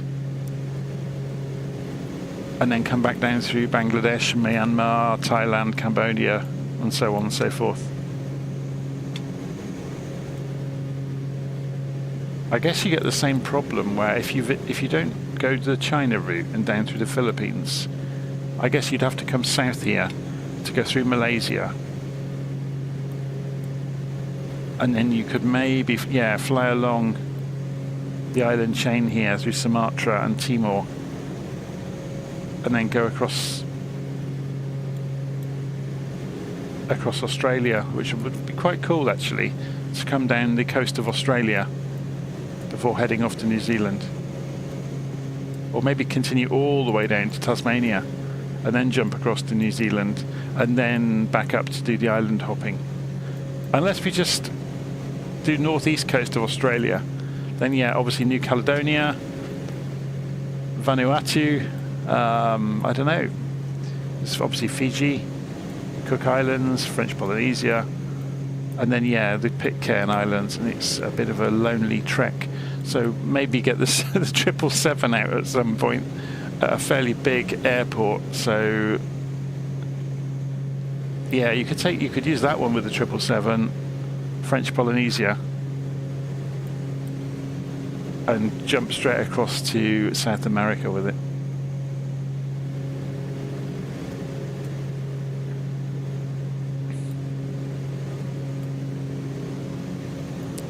But at some point, I guess the other way you could do instead of doing that is go up the coast of China, across Japan,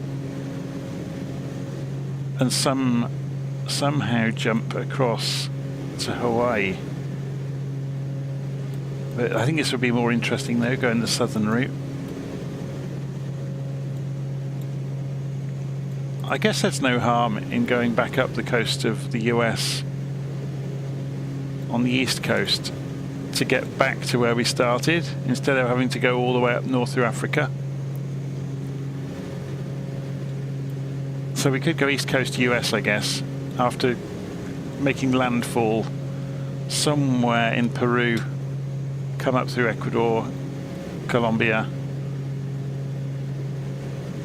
Cuba, east coast US, east coast Canada, come out over Nova Scotia, and go Greenland and do the typical, the old-fashioned transatlantic route, which is Greenland, Iceland,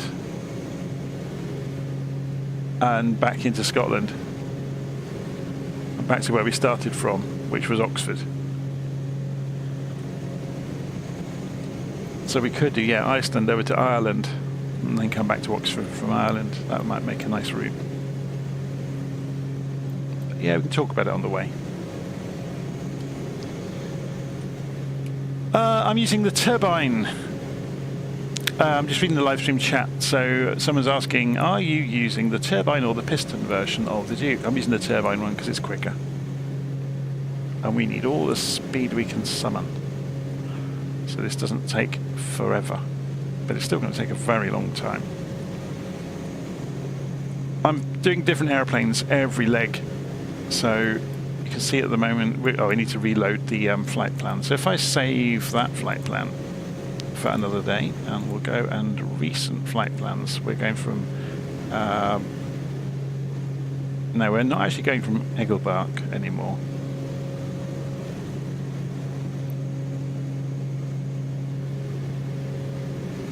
It's got the same file name, but we chopped off the front of it. So we're going from Bolzano. We're just coming into Banja Luka. So if we go and look from outside, you'll see the airfield.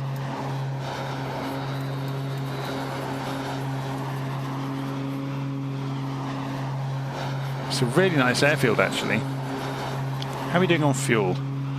Just before we get there, let's just decide if we need some more fuel. Actually, we've got tons of fuel left. Look, we're going to do this easily on one tank of fuel today. So we're about 5 miles out from the VOR, and it's on the airfield, I think. So Banja Luka is an interesting one. I've got the custom scenery for it. One side of the airfield is a civilian airport, the other side is a military airport.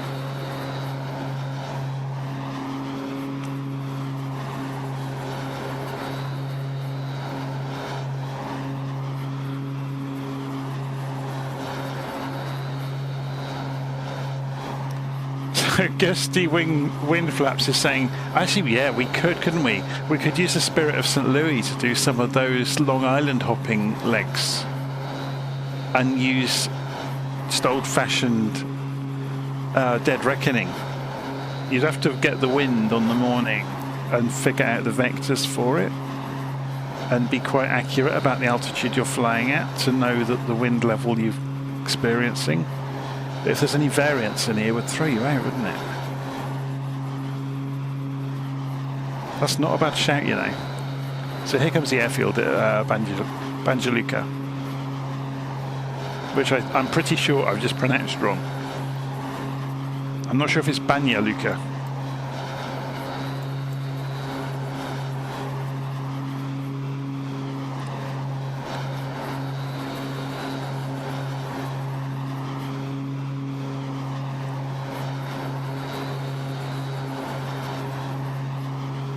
So we should see some good details as we fly over.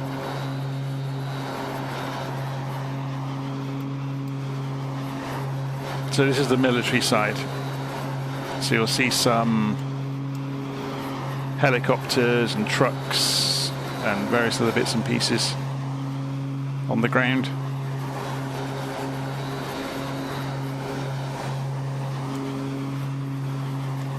Then we got the commercial side.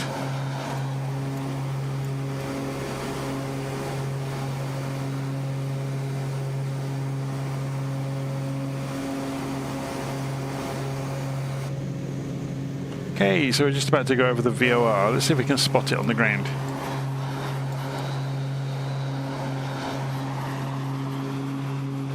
Where have they hidden it?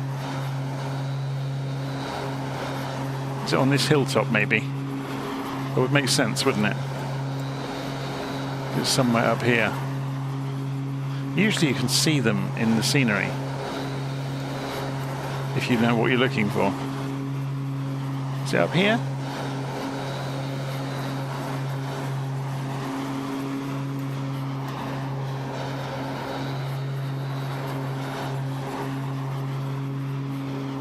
Maybe not. Yeah, we've already passed it. It was before. No, it was on the airfield.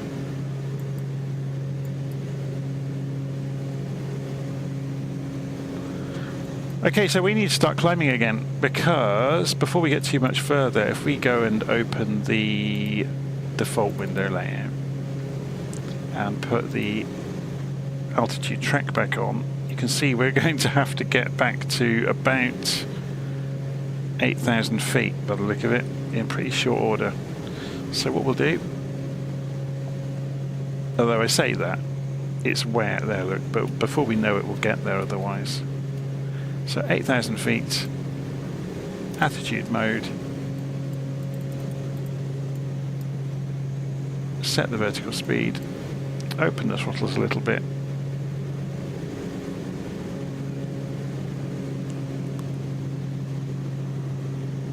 and watch the airplane climb. So you can see altitude's increasing. And let's go and put the next waypoint in, or the next VOR station. So 11600. So this is the Sarajevo VOR. So 11600. So we'll put that in the standby on nav1, and then transfer it to active. And you can see the arrow is stopping there. So what's the range on this one? Let's go and have a look. 38 miles, so it's not a very long range. So if we put range rings on that of 38, so yeah, we'll pick it up in a few minutes.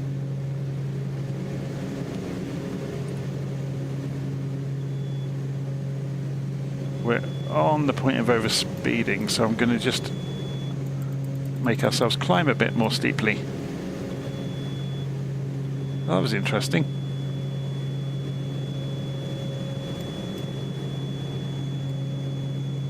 Oh, it's going up. Sorry, down. I want it to go up. Look at the airspeed fall off now. 2,000 feet a minute. And there we go. That'll sort it out. We're going upstairs very quickly indeed.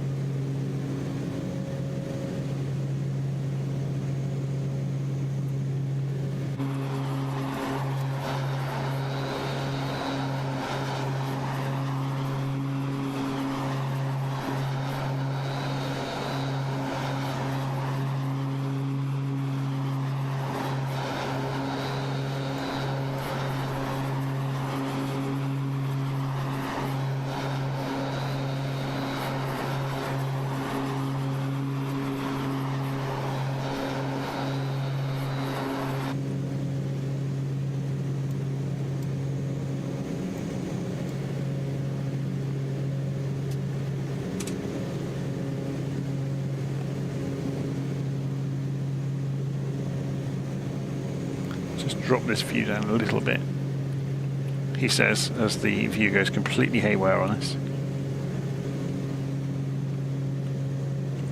That's interesting. It's because our head is hitting the ceiling. It's clipping on the...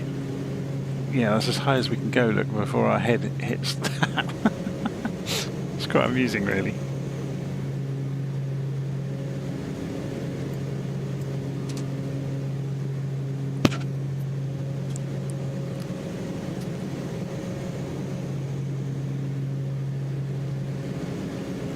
.21 centigrade in the cockpit, still looking fine. Engines, instruments are all looking good, although the temperature, so percent RPM on NG is just over 100. That's not great, is it? But it's self-governing, so there's not much you can do about that.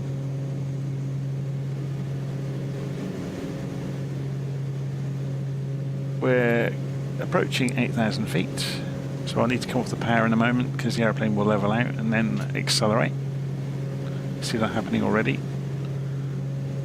as it winds out the climb rate. So just reducing the power, which is reducing the torque.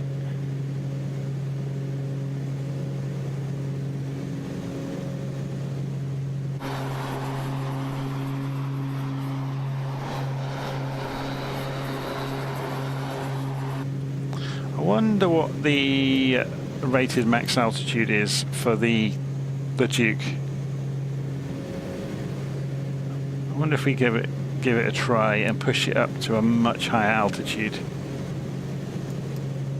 Should we give it a shot? Let's take it up to, say, 18,000 feet, or 20 even. So before we do it, we'll need to go and do this.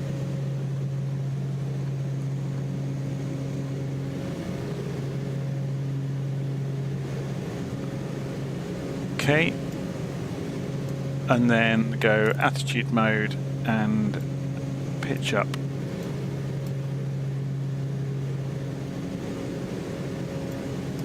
And if we go quite steeply up and then open the throttles, the higher altitude we get, I'm not sure if a turboprop will behave in the same way, where obviously the air gets thinner and thinner, so it doesn't burn in the same way, but I'm guessing the engine will correct for that itself.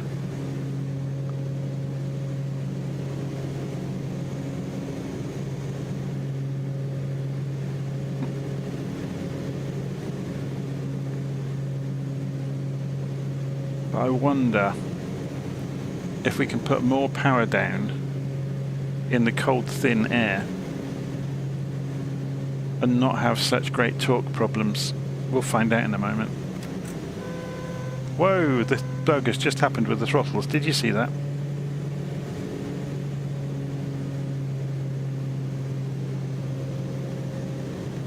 Good job I was here. So that's the famous throttle bug. It just happened to us. So we're just coming up through 10,000 feet.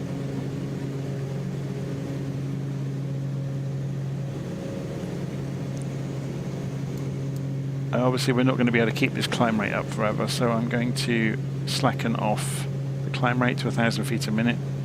So it's going to take us 10 minutes to get to 20,000 feet.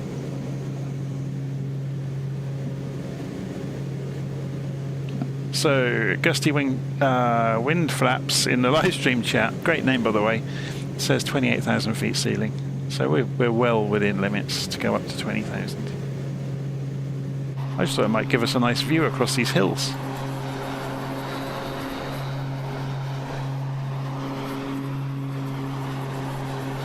It's a lovely clear day as well. It's worth pointing out I'm not doing this on live time. So if I was to do it on live time, let's do it from outside to show you it. It would already be dark, I think, this part of Europe. Yeah, the sun's just gone down. If we pull it back a little bit earlier in the evening.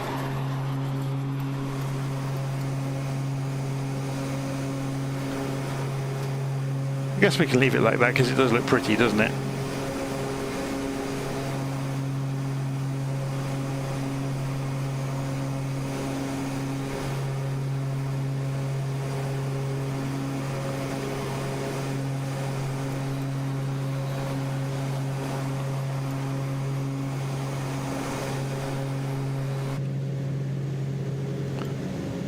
Okay, let's have a quick look around the cockpit. So engines are all good. Speed is good. Coming up through 12,000 feet. Be interesting to see what sort of speed this can do at altitude.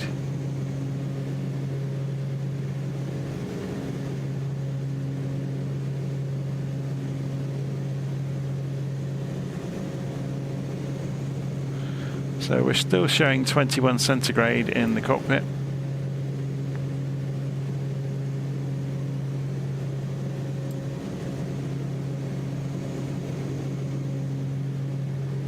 And we are showing ground speed of 237 knots, which isn't too bad going at all, is it?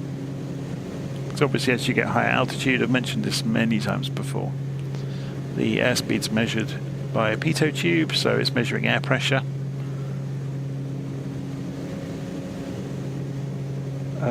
We need to find out the transition altitude around here. So let's go and have a look on Navigraph, which has got its famous bug where it stops rendering anything.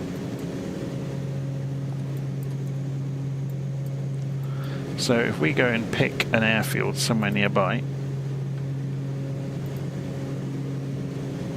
and go and look on their charts, an approach chart should have the transition altitude on it. 10,000 feet.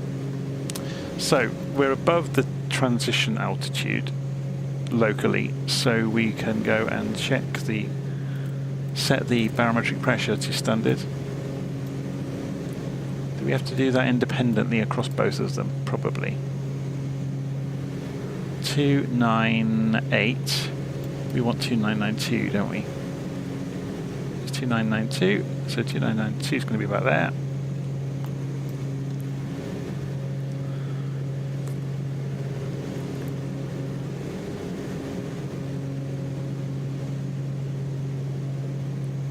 Okay, so you can see the Sarajevo VOR is coming. We're going to get to target altitude around the same time we get to the Sarajevo VOR.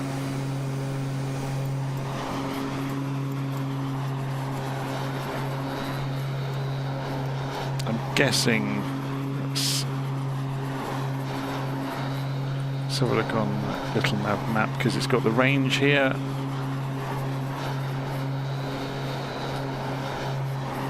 So the city directly in front of us is Zanica or Zenica, I'm not sure how you pronounce it. And then just across the way, in the far distance, you can see a big flat area with Sarajevo. So if we look here, so this is the first city we mentioned, Zenica was it? Or Zenica. And then in the distance you've got Sarajevo.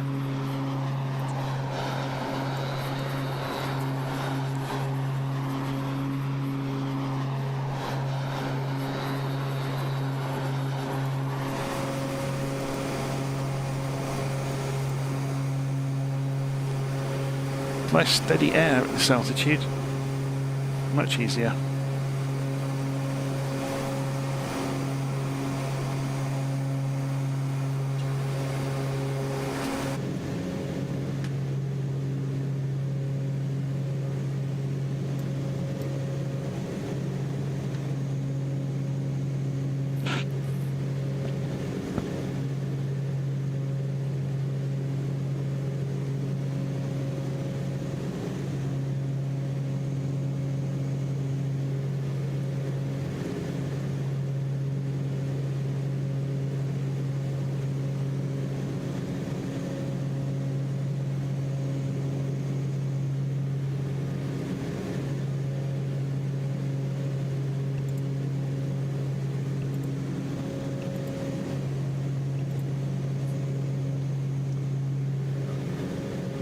Okay, 16,000 feet and climbing. Airspeed is dropping off a little bit, so we might have to start playing games. We're getting more scope to use power now, though, at high altitude, so there is an effect there. We can put far more power in than we could previously. So I'm full throttle now, and we're still within torque limits. Excellent. So let's see, if we go to increase the propeller RPM,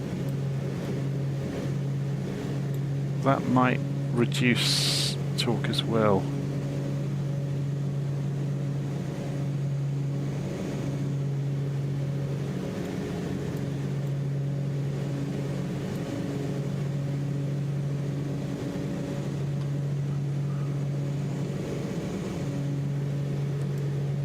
So we really are pushing the aeroplane here, so it's probably not advisable to do this forever, but it's climbing well.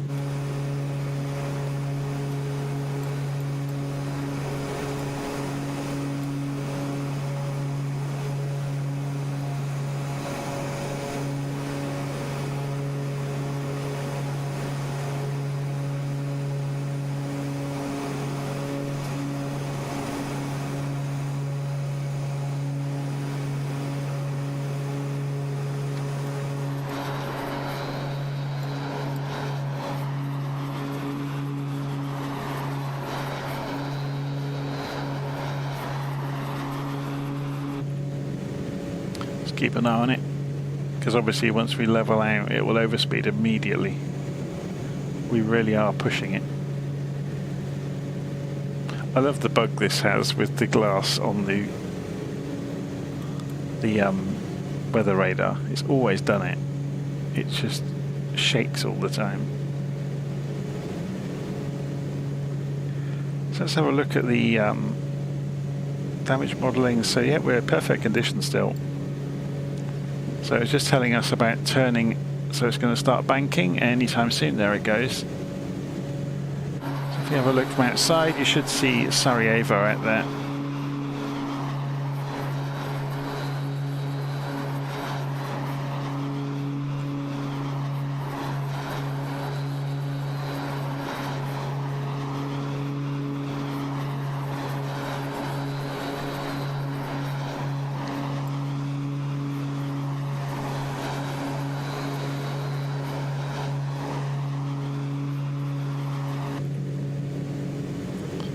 So we're within 1,000 feet of our target altitude now. We can't see anything of Sarajevo from the aircraft because of the engine nacelles being in the way.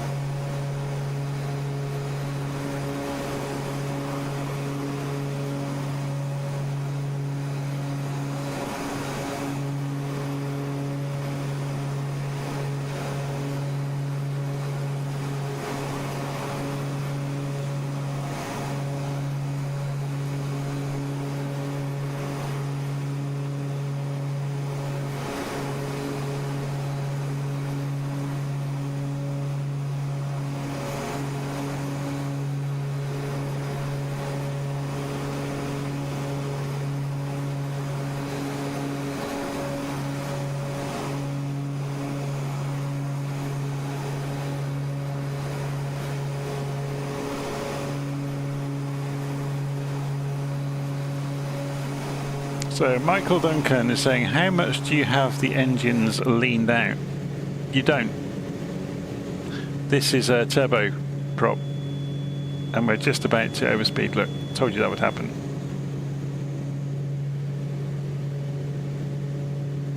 So what we are going to do though is drop the RPM. So yeah, turboprop doesn't work like a combustion engine.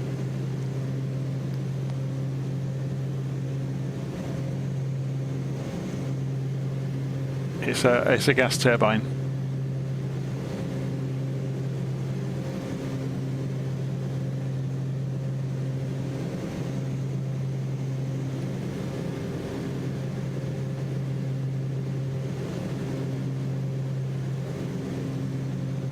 So the reason you got these massive engine nacelles, I did look for a diagram of this the other day, didn't I, to try and explain it. If you imagine you've got a jet engine, well, this is why there is an inlet here. So you've got a jet and a massive inlet here as well.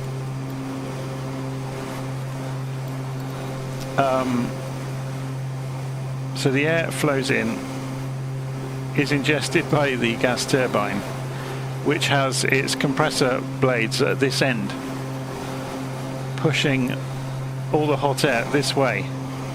So it's backwards. The gas turbine's fitted backwards than you would imagine normally. And then the hot air pushes, well, it's not really an impeller, that's the wrong word, but pushes a propeller, which is on an axle, and a gearbox to the main propeller. Yeah, so the output of the gas turbine drives a propeller and exhaust. Obviously you can see the exhaust comes out here. Drives the propeller and an axle to a gearbox, which drives the main propeller.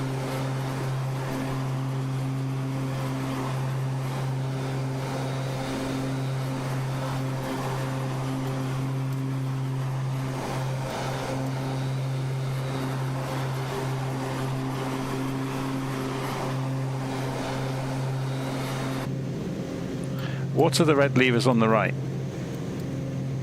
They are the fuel condition levers, but they only really have that one setting. Does that make sense? So they're either off or they're on. It's simplified massively. I'm guessing the reason that they're built in this way is the same hardware is used for both versions of the aeroplane. Yeah, the gas turbine and the combustion engine version. So there are common elements in the aircraft construction. That's my guess. Yeah, fuel conditioning is used during startup because you start off with it off. You hit the starters over here. All that's going to do is electrically drive or accelerate the axle within the jet engine, within the gas turbine, until it gets to a speed where once it ignites it can drive itself. It's kind of like pulling it up by its bootstraps. So that works for most gas turbines. Obviously on the great big ones like the 737s and 74s and all the rest of it, they have an auxiliary power unit which makes compressed air, because their engines are so big that they need, an alternate means of doing it. But you do still get airliners that have got electrically driven starters. So I guess a good example might be the BAE 146, although again they're quite small engines, but it's got 4 of them.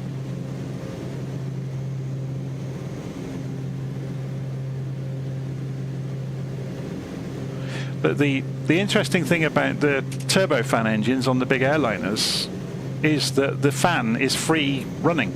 It's not connected at all to the gas turbine. And it's obviously mounted the other way around, so an airliner gets the benefit of the output of the gas turbine and the turbofan.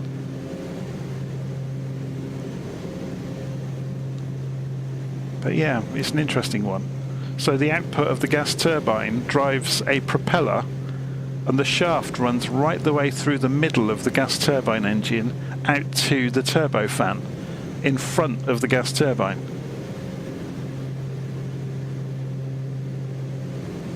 But in the big airliner engines, the turbofans, the fan blades they freely spin, which is why you often see them spinning in the wind. So they've actually got no connection to the gas turbine at all.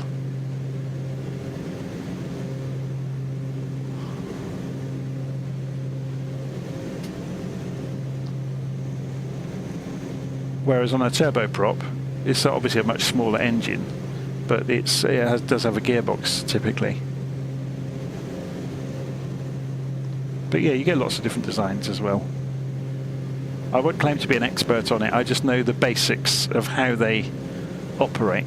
I've read enough about it to understand the basics.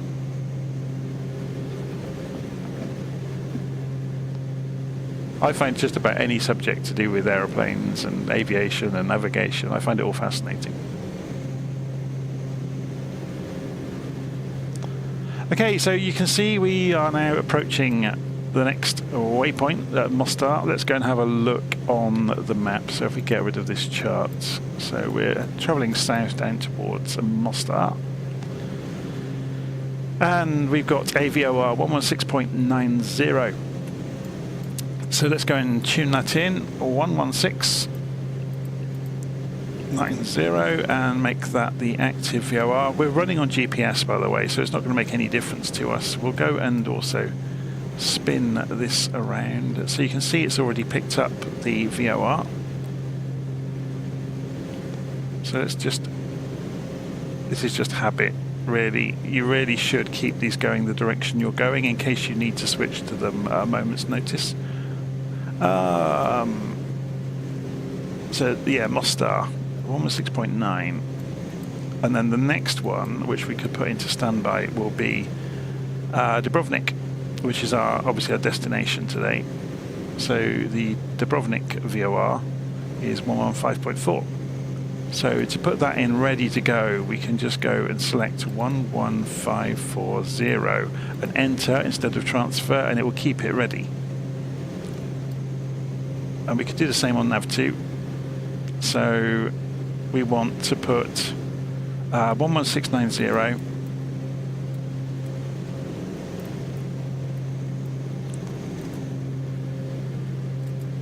It helps if you tune the right number in.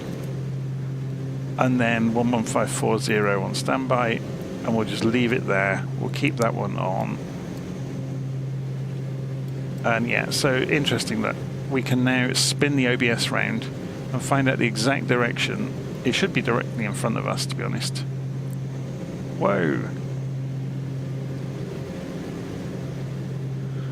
So the direction from us to the beacon is about, look at it wandering. That's signal degradation at distance. So about 185 degrees-ish. Which is obviously right.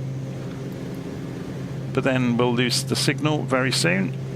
So if you watch the little marker there, it's gone. We've lost the signal. We're right over the top of the VOR. Remember, the airplane's navigating by GPS, so it won't be affected. But then watch what happens. Once we get the other side of the VOR, this will pick it up again as a from signal. There it goes. And then this will edge back in, because obviously the further we get away from it, the parallax will make the needle position not as sensitive. Here it comes, it's starting to move. Yeah. So we're coming away from the beacon. So the further you are away, the less the CDI really matters too much. So again, we've changed direction as well, remember. So if you look on the map, we're coming in now at 152 degrees. So this will tell us, if we get this in the middle, if we just tune towards it, I've gone the wrong way, haven't I? There we go.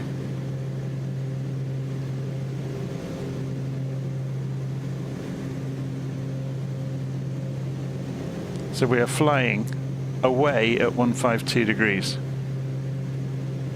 from the VOR we were tuned into, and now we could switch obviously now to 115.4 and do it on Nav2 as well.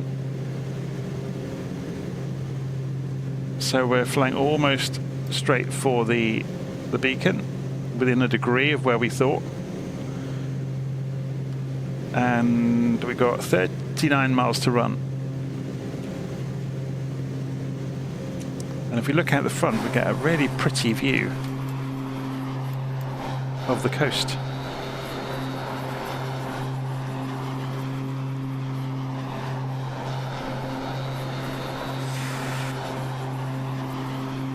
So Mishka says, are you doing a circumnavigation or are you visiting every continent? How are you deciding your route? I'm making it up as I go, and we're just circumnavigating. We're not trying to hit off every continent, but just for interest's sake, we're trying to visit lots of countries along the way. Oh, so Mishka also says, I want to do something similar, but I have no idea how to go about deciding where to go. Do your research. That's the fun part of it, in my mind, is kind of figuring out generally where you might like to be going. So I've decided I'm going to go down through Albania, North Macedonia, Bulgaria, top of Greece maybe. So kind of trying to cross as many countries as I sensibly can. And I've marked on the map kind of a 500 mile-ish band to get to on the next route. But we're just coming in now, so I need to start descending.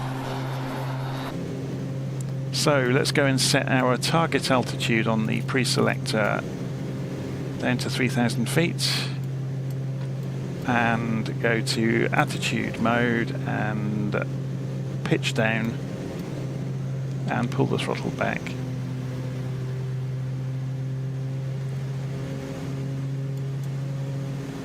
What's the maximum pitch down it will allow?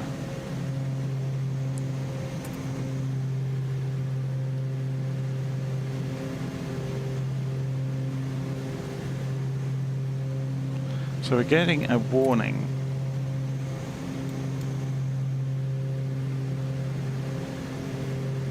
Because we're running the engines too slow.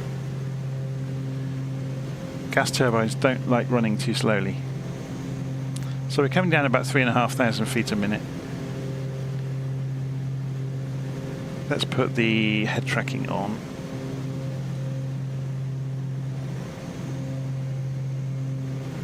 It's gorgeous down here, isn't it?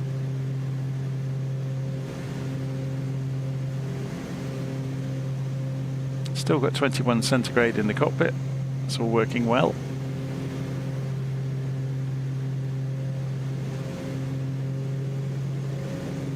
Going to open the engines up a bit more. Just keep an eye on that indicated airspeed. We'll have to rein it back in a moment. It's accelerating downhill like a toboggan.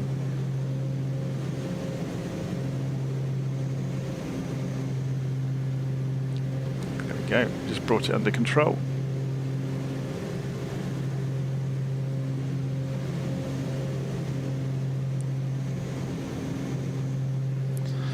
So,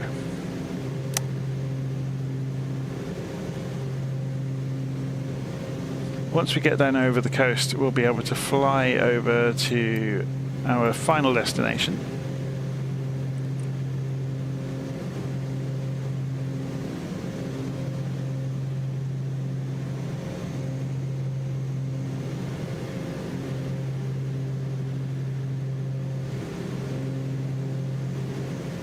But yeah, this was supposed to have been the destination yesterday for the second leg, but I had an engine failure in the King Air and had to backtrack into Bolzano on one engine, which was a bit of an adventure because I was in the middle of the Alps when it happened.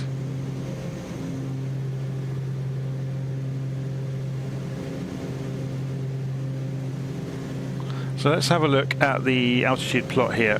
So we need to stop at, or maybe 5,000 feet then, not 3,000. So we'll just change the altitude pre-selector to reflect that.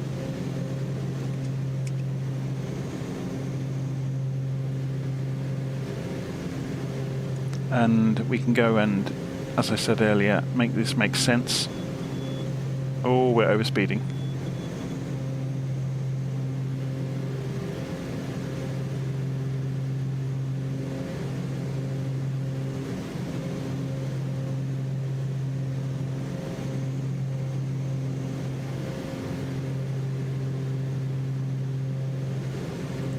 So the pressure in the cabin can now be turned down because we're not going to go anywhere near those altitudes again now.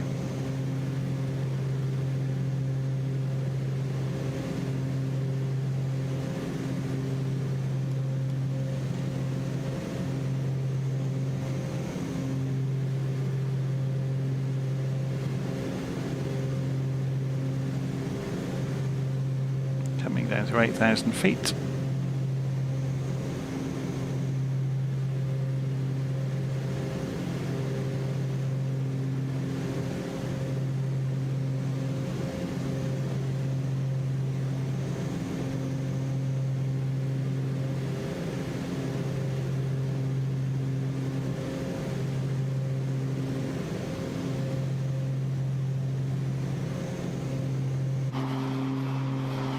Oh, we've managed to freeze the sim, going to the outside view this time. Give it a few seconds and it will wake back up. I wonder if it will kill the controls. Listen to the engine tone when it wakes up.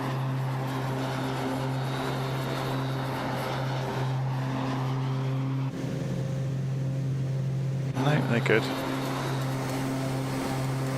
So the sun is going down behind us. Hopefully we'll get to our destination before the sun goes down.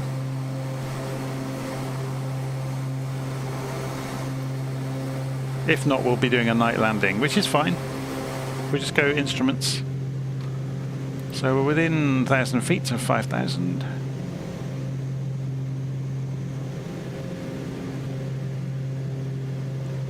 Going out to the coast and then turning left.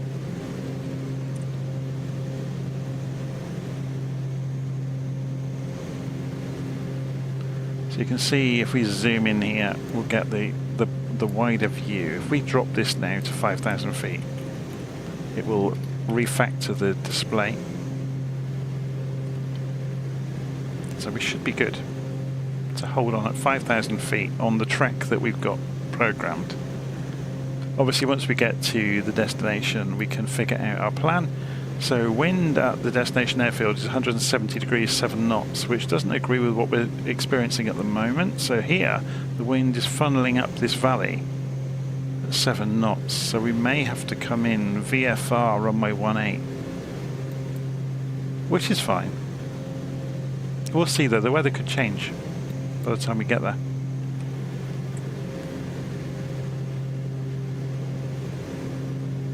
Need to open the power up again.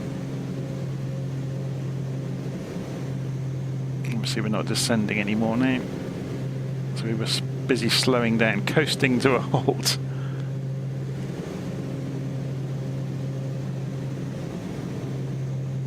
How are we doing for fuel? Got about a quarter of a tank left. Well, until we get to reserves anyway.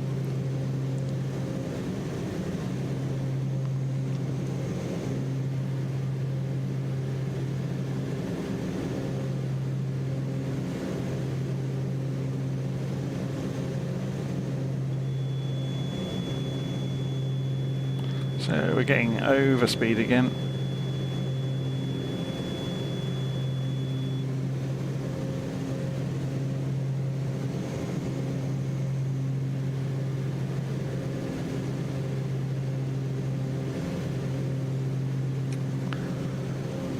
Okay, so we're just about to come up to Silipi.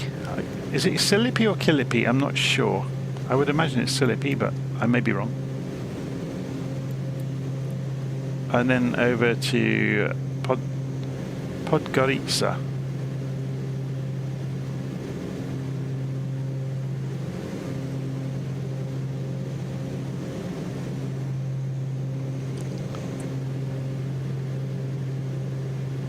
So let's see how close this is going to take us to these hills, or if we have to intervene. I'm just looking at the map here. The VOR is on the edge of the airfield here. I think we should get quite a clean run up the valley here.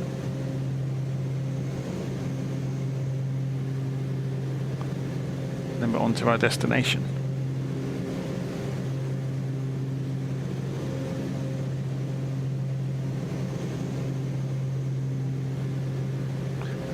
Touch wood, we haven't had any problems with the engines. We have been looking after them though, so there's a lot to be said for that.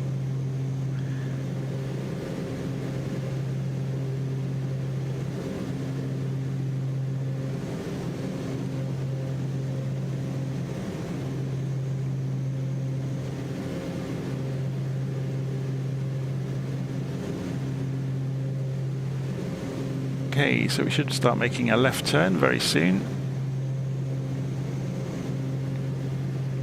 And we'll be turning for 100 degrees, so we can go and do that now on here.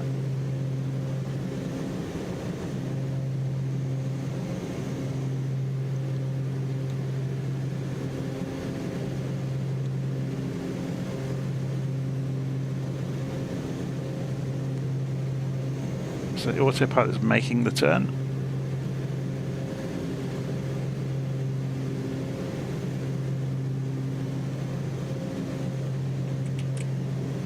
Okay, so we got a 45-mile trip along the coast, and then the next big bay before we get to the mountains in the distance should be our destination. So let's zoom in on this route to see it in a bit more detail on the map. So we're going to go past Tivat. Okay, there's something odd going on here. Oh, it overshot the corner, I think. So it's now correcting for it, so it's going to bank right. Yeah, it's doing so.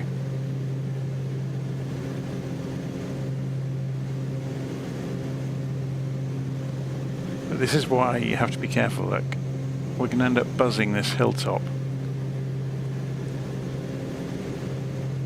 So it pays not to go and do something else and let your airplane fly the route. Because if we're off even by a few hundred yards, we could slam into the hillside.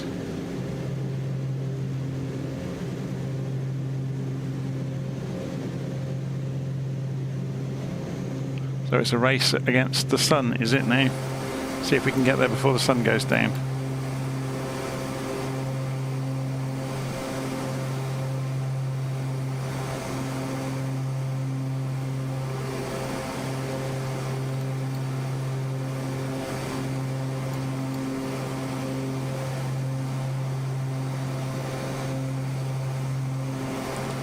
Okay, shall we... Why do people choose names like that?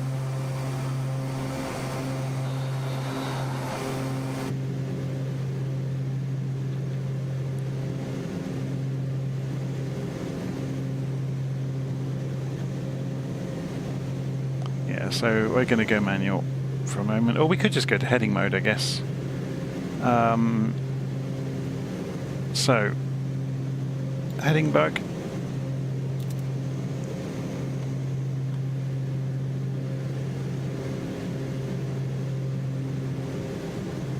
I'm just going to take us around this headland.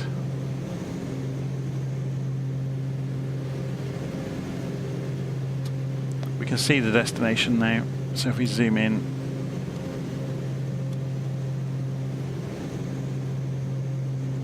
and let's go and check the wind on the ground again, see if it's changed at all since we looked earlier. So no, it's still 200 degrees, 7 knots. So still supporting landing runway 18. It's a nice long runway though, it's 8,000 feet. There's a floodplain around it.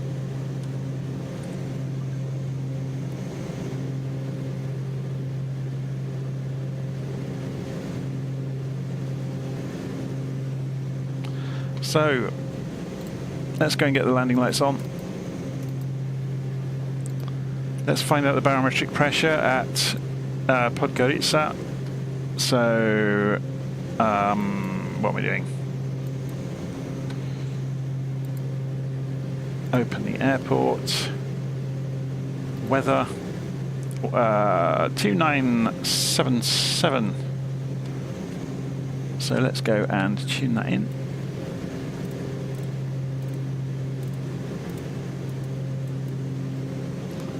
And we'll do it for the co-pilot as well. He's got the old Coleman window here.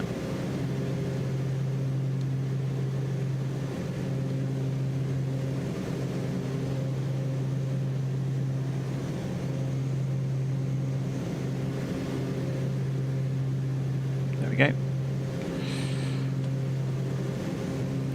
So, let's have a look at the map. So we continue on around this headland, and it's the next one. Okay.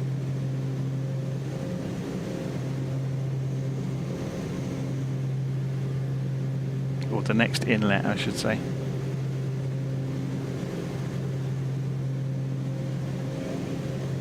Let's have a look outside, see what those landing lights look like.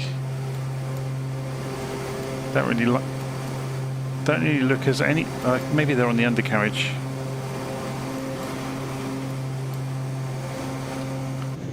I did turn them on, didn't I? Yeah.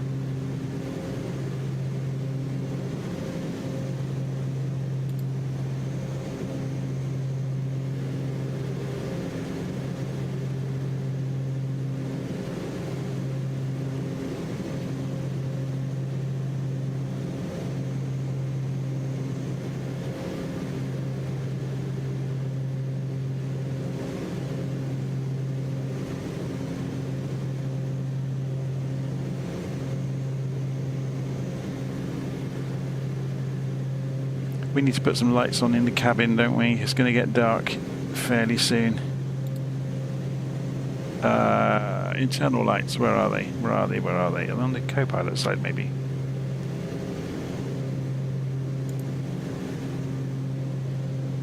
No, there's air pressurization on the co-pilot side. Exterior, interior, here we go.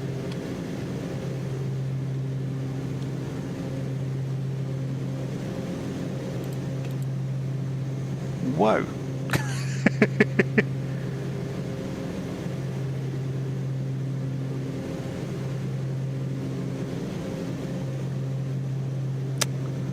A bit super bright, but it'll do.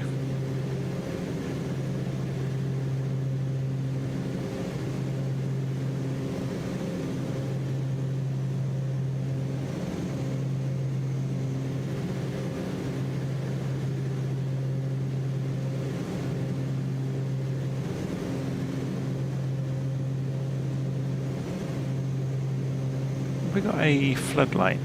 Is that it?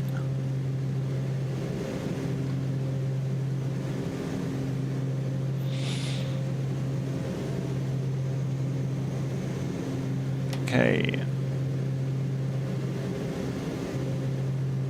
So we could shortcut straight across the top of this hill here. Should we just take the autopilot off now? Let's go and fly it by hand the rest of the way. It's not far to go.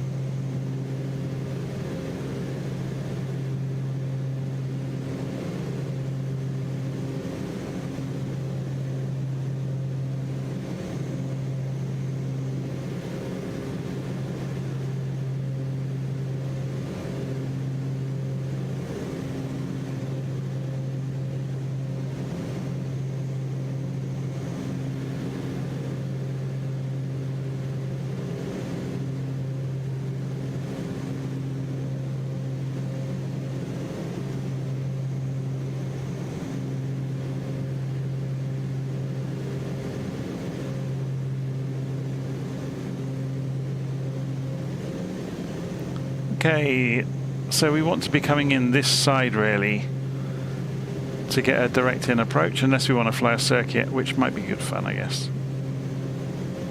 But now let's just go for a straight in. So if we go to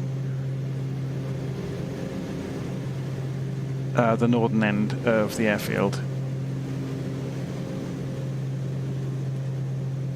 it's a little while to go until we get there.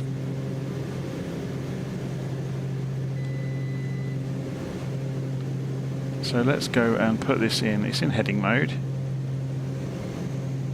So we'll line the heading bug up with the direction we're going.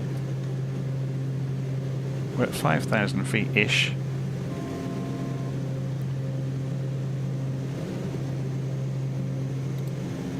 So it's drifting back down towards 5,000 feet, which is good.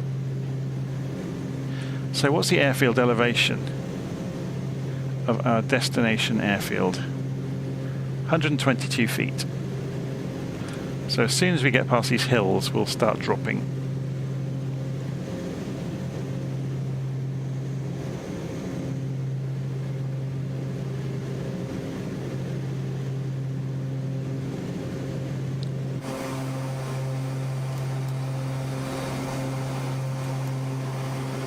There's the sun, the last of the sun.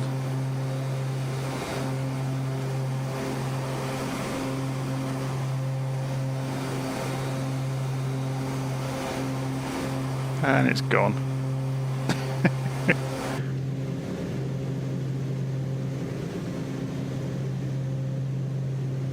So we should see the airfield soon. 12 miles out. Estimated time en route, 3.5 minutes or so. Obviously we're going to slow down now, so and do some manoeuvring to get ourselves in position for a landing. So let's come off the autopilot again and start descending and slowing down a little bit.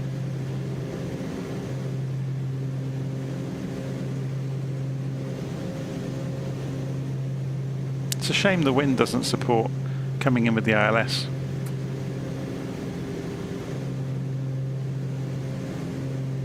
We could play games with trying to back course out, but to be honest, it's just as much fun. We've got enough light.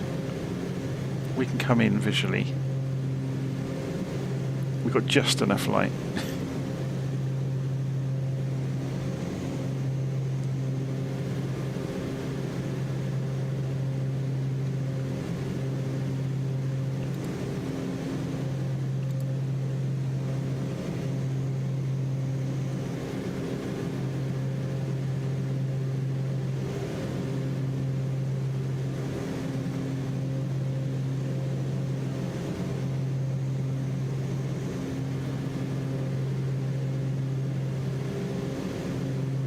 So what's the name of the town that we're actually going to turn over the top of? Podgorica. There we go. So the airfield's to the south of it. So this is the actual city then.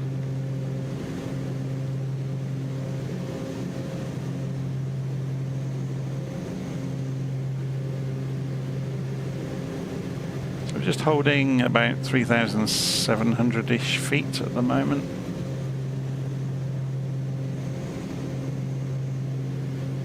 One of the nice features of the TDS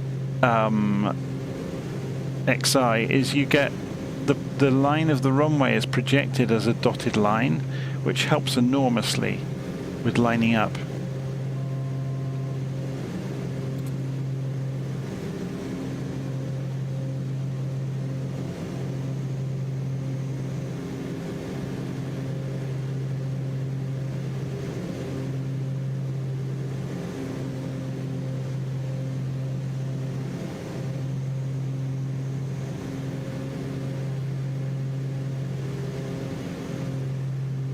Should be able to see the runway over there now. Or if not now, very, very soon. Just got enough parallax on it that we can't see its lights.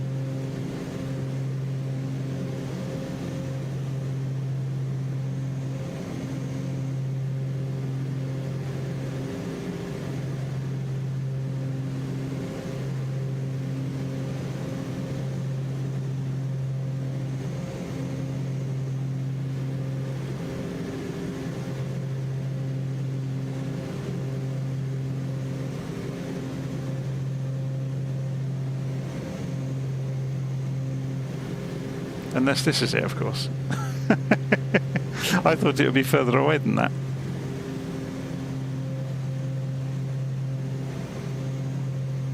So it's saying here 4 miles away. So yeah, it could be. So if we zoom in, yeah, that is it.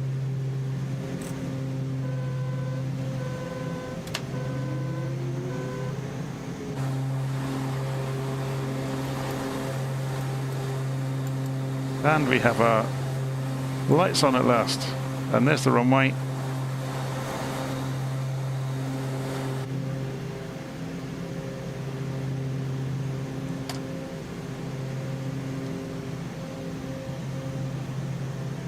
The master caution came on because I reduced the power quickly.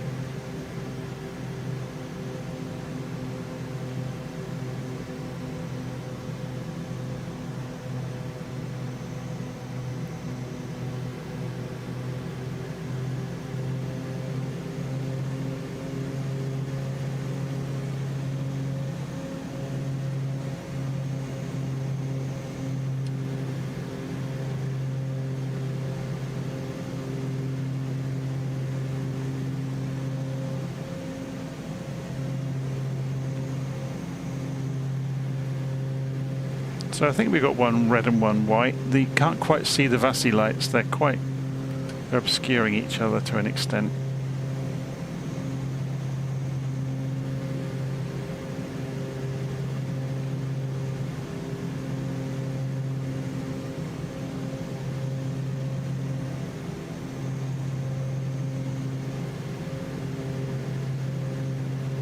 Okay, speed is good, configuration is good, gears down, 500. Flaps are down.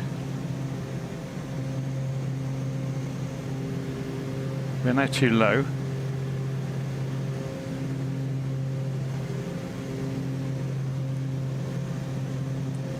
Okay, we have one red and one white on the VASI, which is good.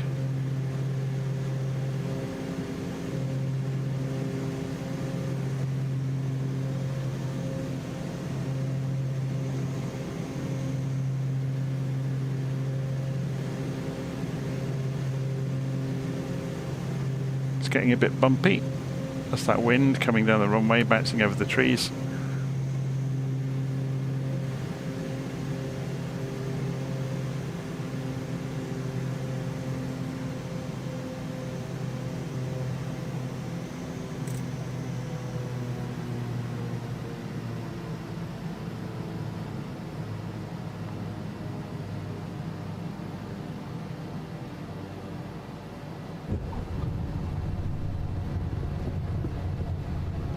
the centre line.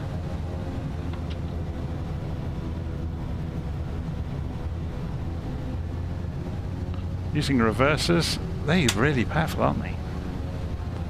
Okay, so flaps up.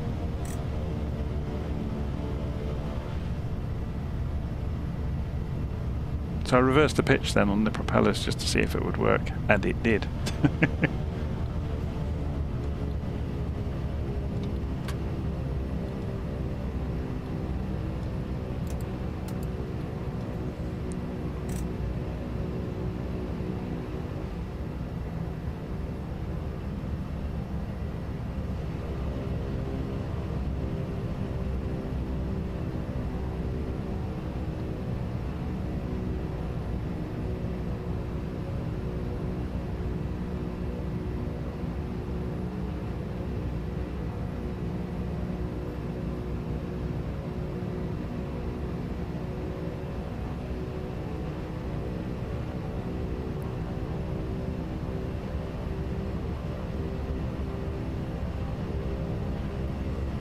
So I wonder where we should park here.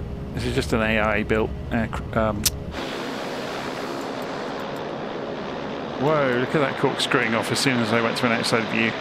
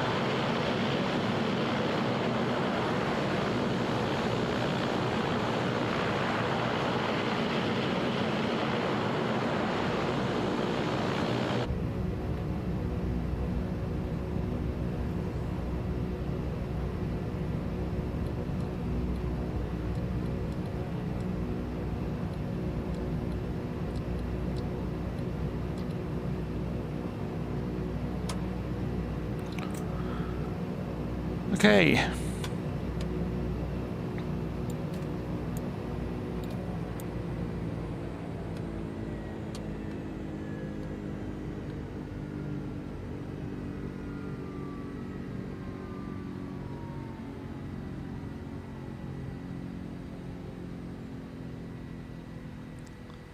Landing successful.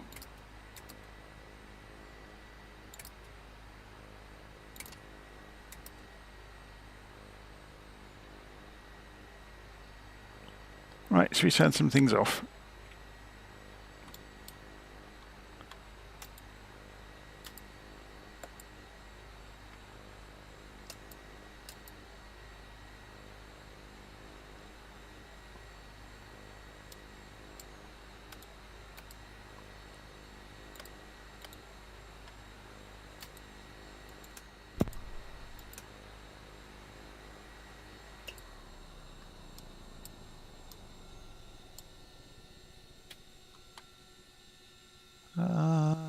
There wasn't much else to do, was there?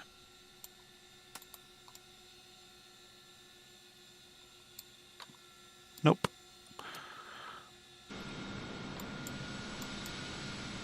Okay, there we go. I guess we could open the door.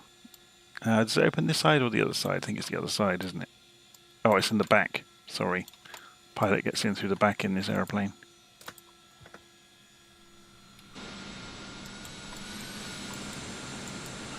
Should we put the light back up so we can at least see the aeroplane parked on the ground instead of it being in complete darkness? There we go. So we made it on our next leg. And we didn't turn up with a broken engine in this one. which is always good. So I will file the flight with Volanta. I can review the flight now. So there's our flight. I will go and nick that and put it into a blog post covering this leg of the route. If you've not seen it already, I have a blog at jonbeckett.substack.com, which has got all of my adventures charted out in here. Goes back forever and ever. It's free to subscribe by email, and I typically write up what I've been up to and show the various charts. That's one of the nice things about Volanta, actually. So where we can see this, you can see it in 3D, see what we actually did. So you can see that approach into Podgorica. So if we go and show the, it's quite cool, isn't it?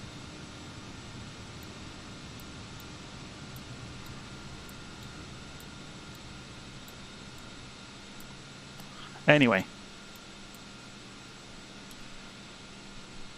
I'll post all this in the blog post, and I'll see you again soon. So thank you very much if you're watching and following along. Your enthusiasm with the things I share is much appreciated, and I'll hopefully see you all again soon. So take care, and I think I might be looking in between the world leg routes. The A300 got updated yesterday, so I may be doing a flight in the A300, just have a play with it and have a read through some of the notes about it. Yeah, should be fun. See you again soon. Take care.